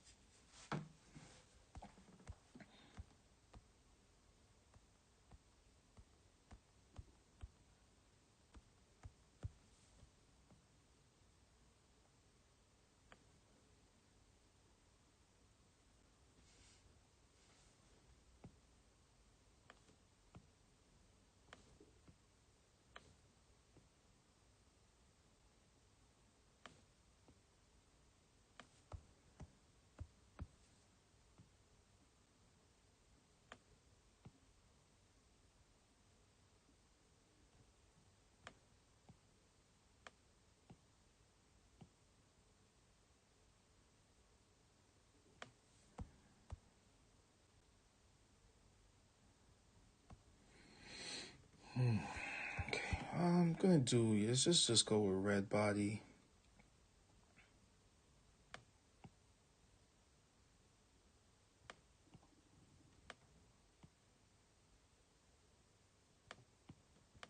Now I want to tattoo this. Who wants to get this tattooed on them?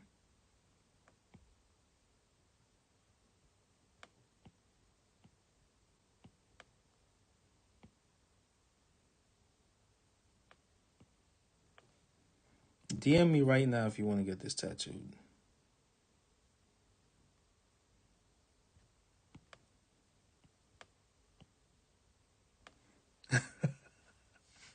Yeah, whoever wants to get this tattoo, DM me right now. For real. Oh, you hurt my stomach? I'm starving. So starving.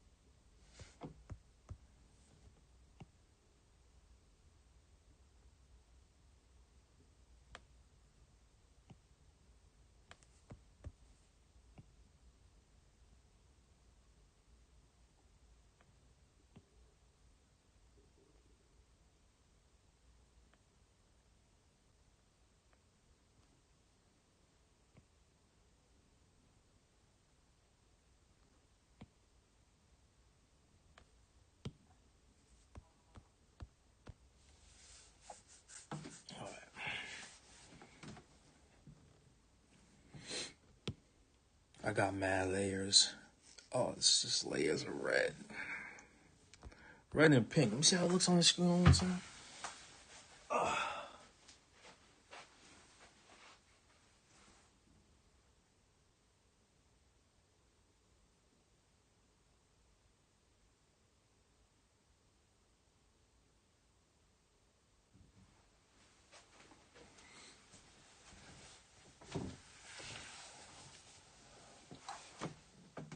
Shu Shane, what's up?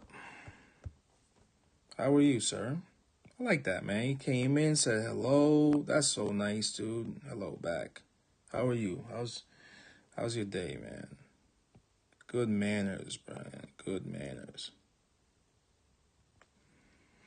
Yo, people be coming in here, they be like, what brush are you using? I'll be like, wow, you didn't even say hello or nothing. That ever happened?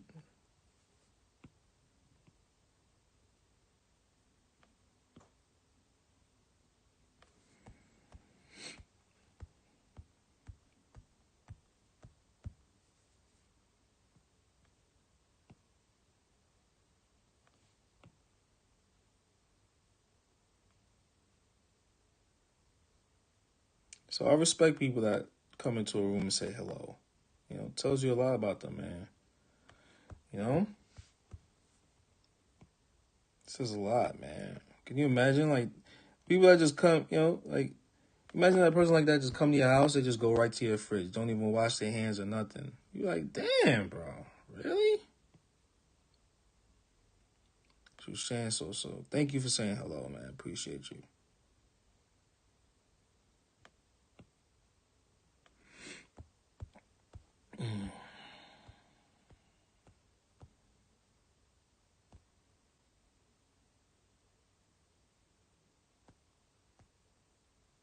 How's that look? Is it okay? Does it look okay?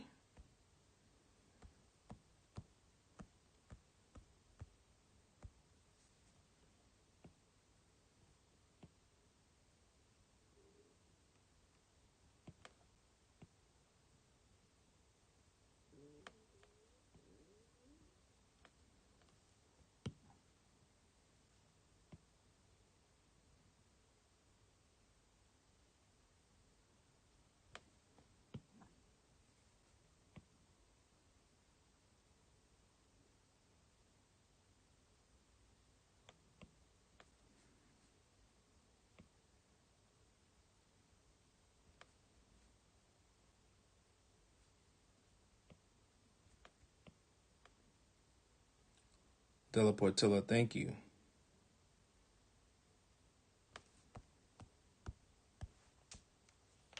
Della, man, you've been in here for a minute.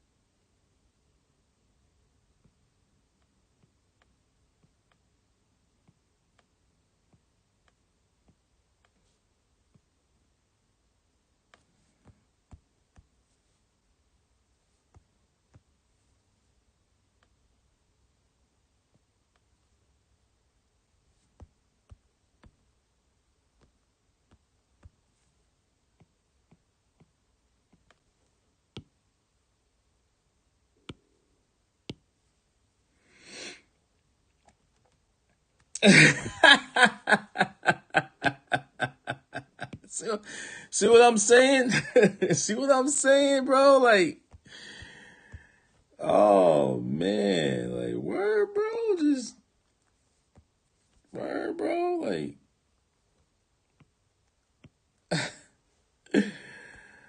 oh shit.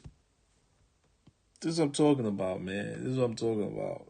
This is what I'm talking about, man. This is what I'm talking about.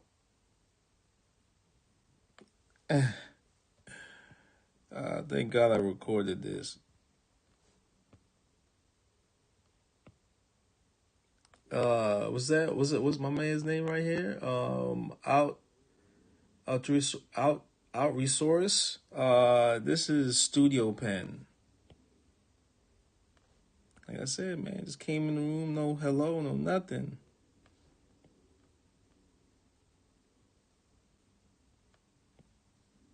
No hello, how you doing? How's the stream going? You know what I'm saying? Just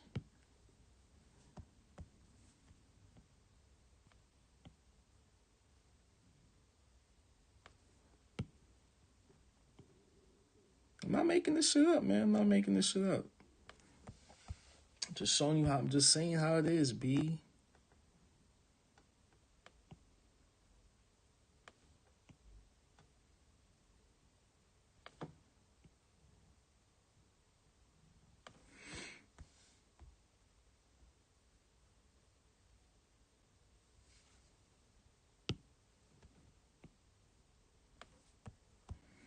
And if you're just joining the room and you missed the conversation before, this is also streaming on YouTube. The video is fully on YouTube right now. You can also watch it. You can watch the playback if you need to watch the playback. All right, folks. But I literally said what I said earlier. It happened like a few minutes later, man. Like 2-3 minutes later, right there. You know what I mean?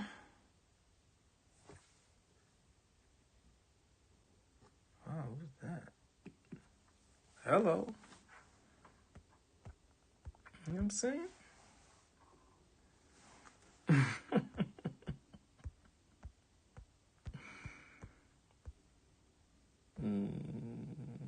Maybe the inside will be pink, right? I could do the inside pink.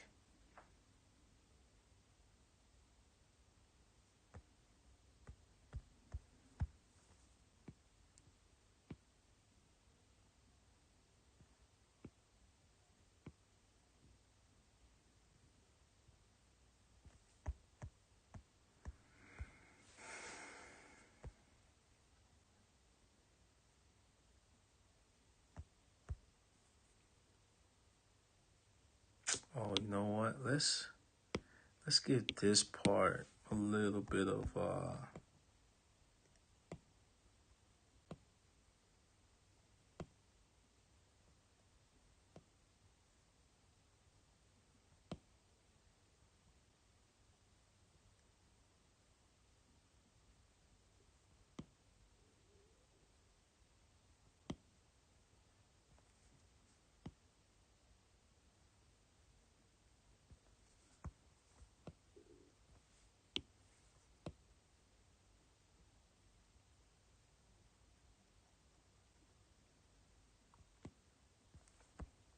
are going to tattoo convention.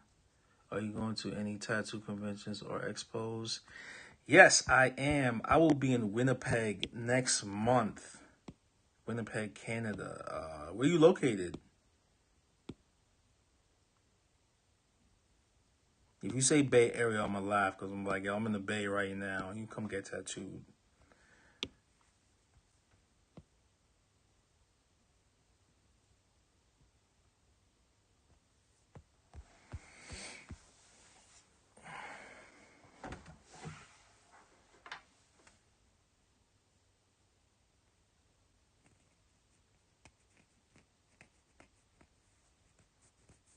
And I'll be in New York.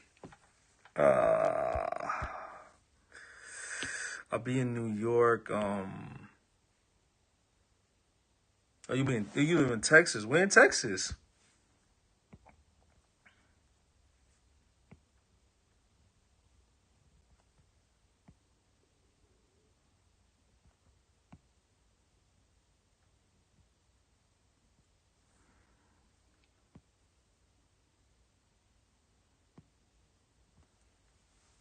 My body is a virgin to tattoos.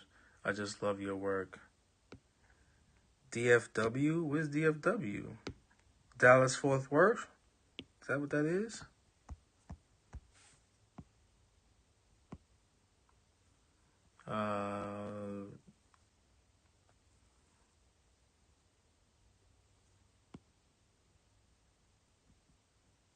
Lavita Coleman. Yo, Lavita Coleman, can you DM me real quick? Remember you hit me back a while back. Can you DM me real quick about your services?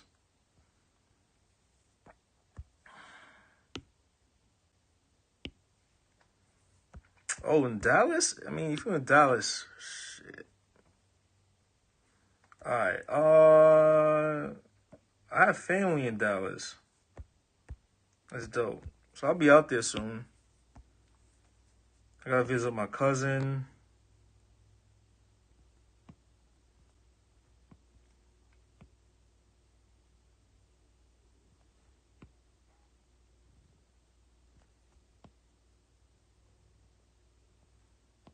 What would you want to get?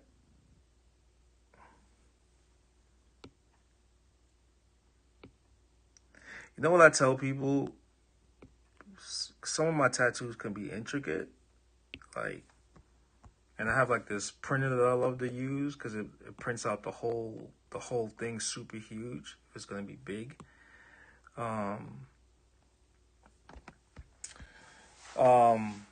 Cool. We started here in California, and since you're in Dallas, then I could just come out there. You know, so I come out there every like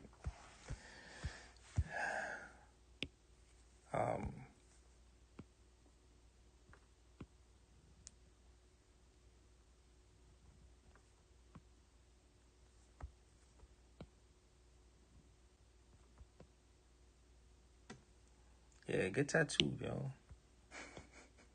You ain't got no tattoos? What? How's that possible? No tattoos at all. Gotta fill that up, man. You gotta do something nice. At least do your back, you know? Maybe I shouldn't do the inside. Maybe I shouldn't do the inside. Red. Just piercings? Oh, nah, man. Piercings is passe, yo. Everybody got piercings. Get something nice. Get something really cool, you know?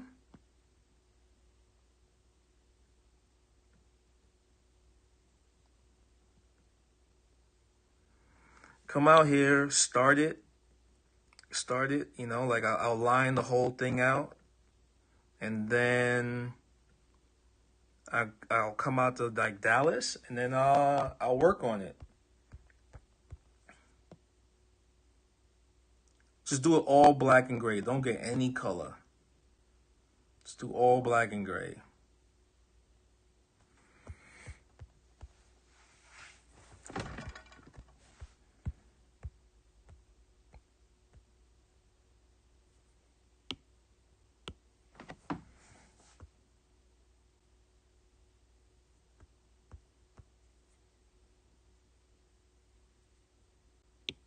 Oh, here we go. This is what I should do.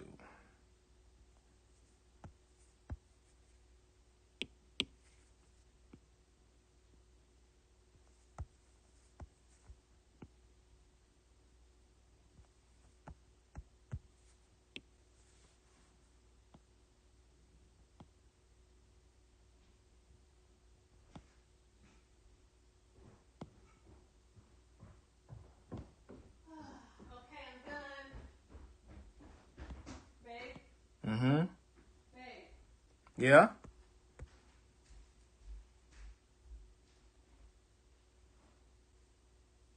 Black and gray is the way.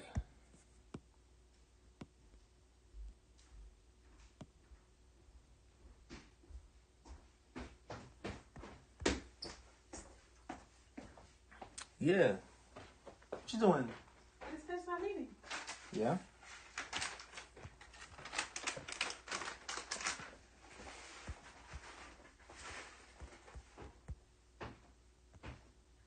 What time you want to leave? 1:30?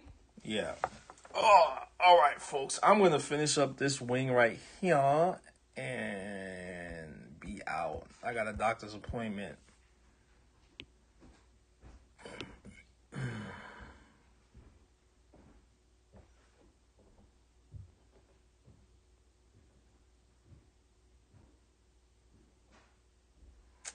Yeah, have a good one. You take care.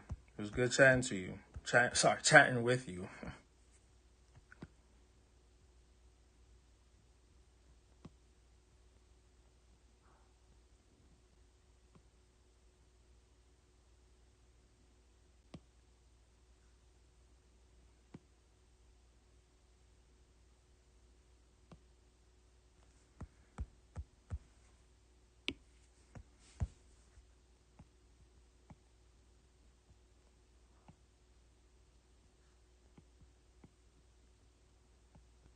Oh, that works. That works good. That works good.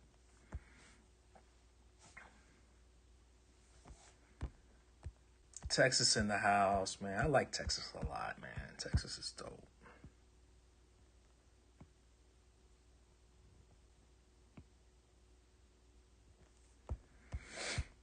I might move to Texas.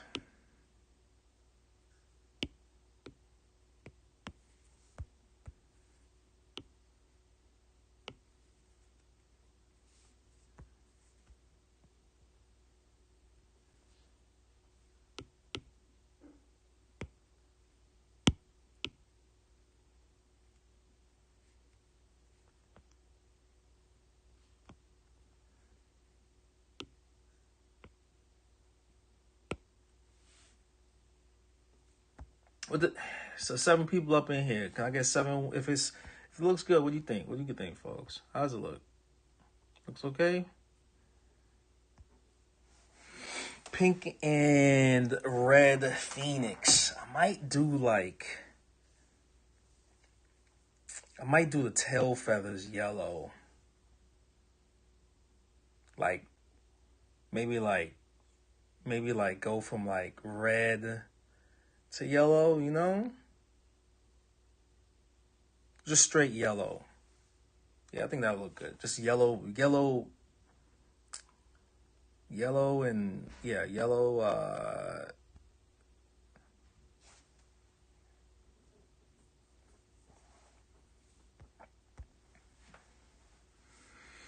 Looks good.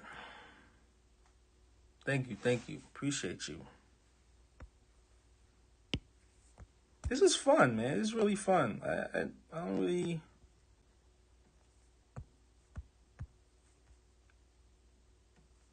Let me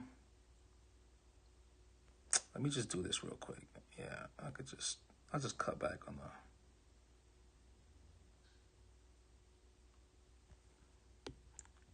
I'm gonna jump back on here later on tonight and finish it. So come back later on tonight, folks, if you want to.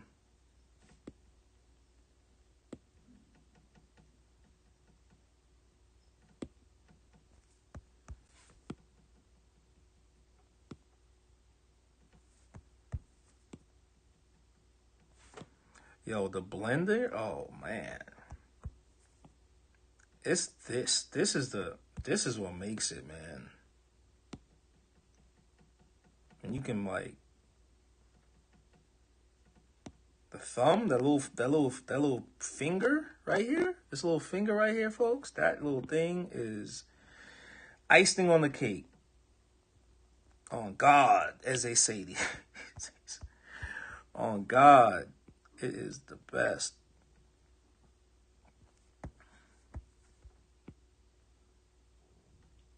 That little blender tool, Best thing ever about Procreate. Best thing ever. Kind of like you could smudge in any tone you want, you know?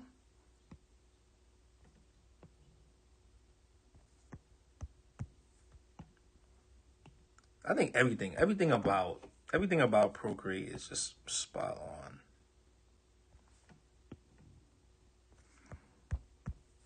I think that's why like they did a whole tattoo. I think they just realized a lot of tattooers use this thing.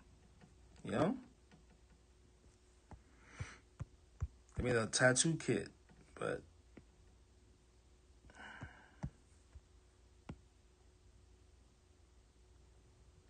Procreate is a new national. You know, like I think Procreate should just went to like JD Crow, official tattoo brand, and say, "Hey, we're gonna buy all your flash and digitize it."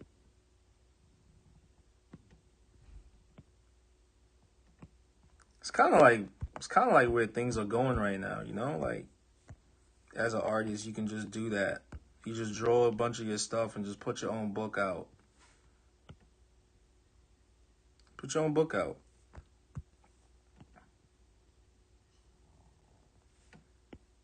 This is all my work.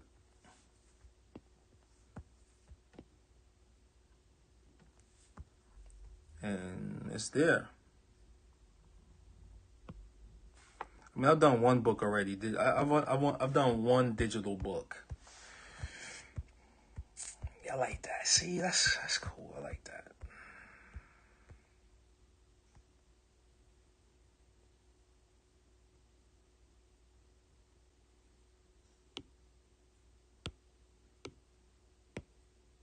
But it's a book of drawings, you know? It's on Apple. You can find it. Just look my name up on Apple. It's there. A lot of people don't know that. I think I just sold a book too. I got a notification from Apple that I sold a book, a digital book.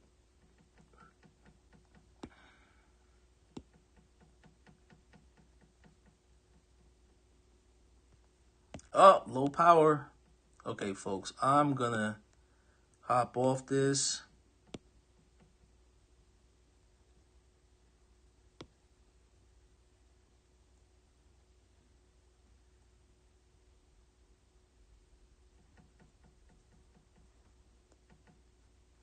I wonder what the new MacBook's battery goes on. Like, I wonder how long I could go on that one with. Because this is the one just before they came out, the M2 chip. And I just like, I want to be able to do like a live, I want to do like a live stream. Because I got the Ethernet cable hooked up to it, so I can't charge it, you know? Maybe it's best to like do breaks. I don't know. You tell me. All right, I'm gonna stop for now, folks. Thank you for being here while I inked it multiple times, like multiple streams on YouTube. Streaming on YouTube. Thank you for whoever been watching on Instagram. Thank you for whoever came through. I really appreciate y'all. Notify your friends. You know, you can go to my my info page and put the notification bell on, so like it'll let you know if I'm doing a live or I'm posting my drawings or whatever, things I like to tattoo, small tattoos, big tattoos, suits, whatever. On YouTube, you know what, you could join, subscribe, join, hit the like button, leave a comment. I want open discussions on my YouTube page where like just ask any question and we go back and forth and talk about this. Almost like a little forum and whatever for each one of my my uploads or my lives. I like I like talking tats, you know, and yeah, so this is just one of many videos that I'm going to be doing monthly. I want to do at least like four videos a week. I hate this. I hate what I'm doing right now. Like, I see something, I was like, oh, maybe I do something right here, right? Oh. Yeah. Hit the like button. You know, especially on YouTube. Let's get the algorithm up. You know, I want to do more of these. I'm just going to do it anyway without the likes. Instagram also. And I just like to say thank you. Thank you for your time. Thank you for joining me today. I will finish this later on tonight. All right. I'll finish this later on tonight. Why isn't this recent?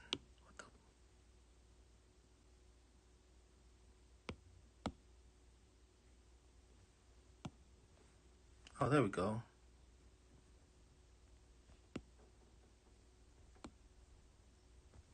I'm going to be on later on tonight, doing this, finishing it up. Yeah, please join me, you know? Let's talk tats. Let's ask me whatever you want, and I will gladly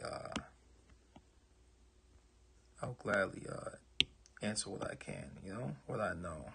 I'm not a know-it-all in this. I'm just only gonna really explain everything from my perspective on like what I see. This, you know. So yeah, here we go. This is Phoenix, Drawing in Phoenix Part 2. Part 3 is later on tonight. Have a good one, folks. Peace. Be easy. See you in a few hours.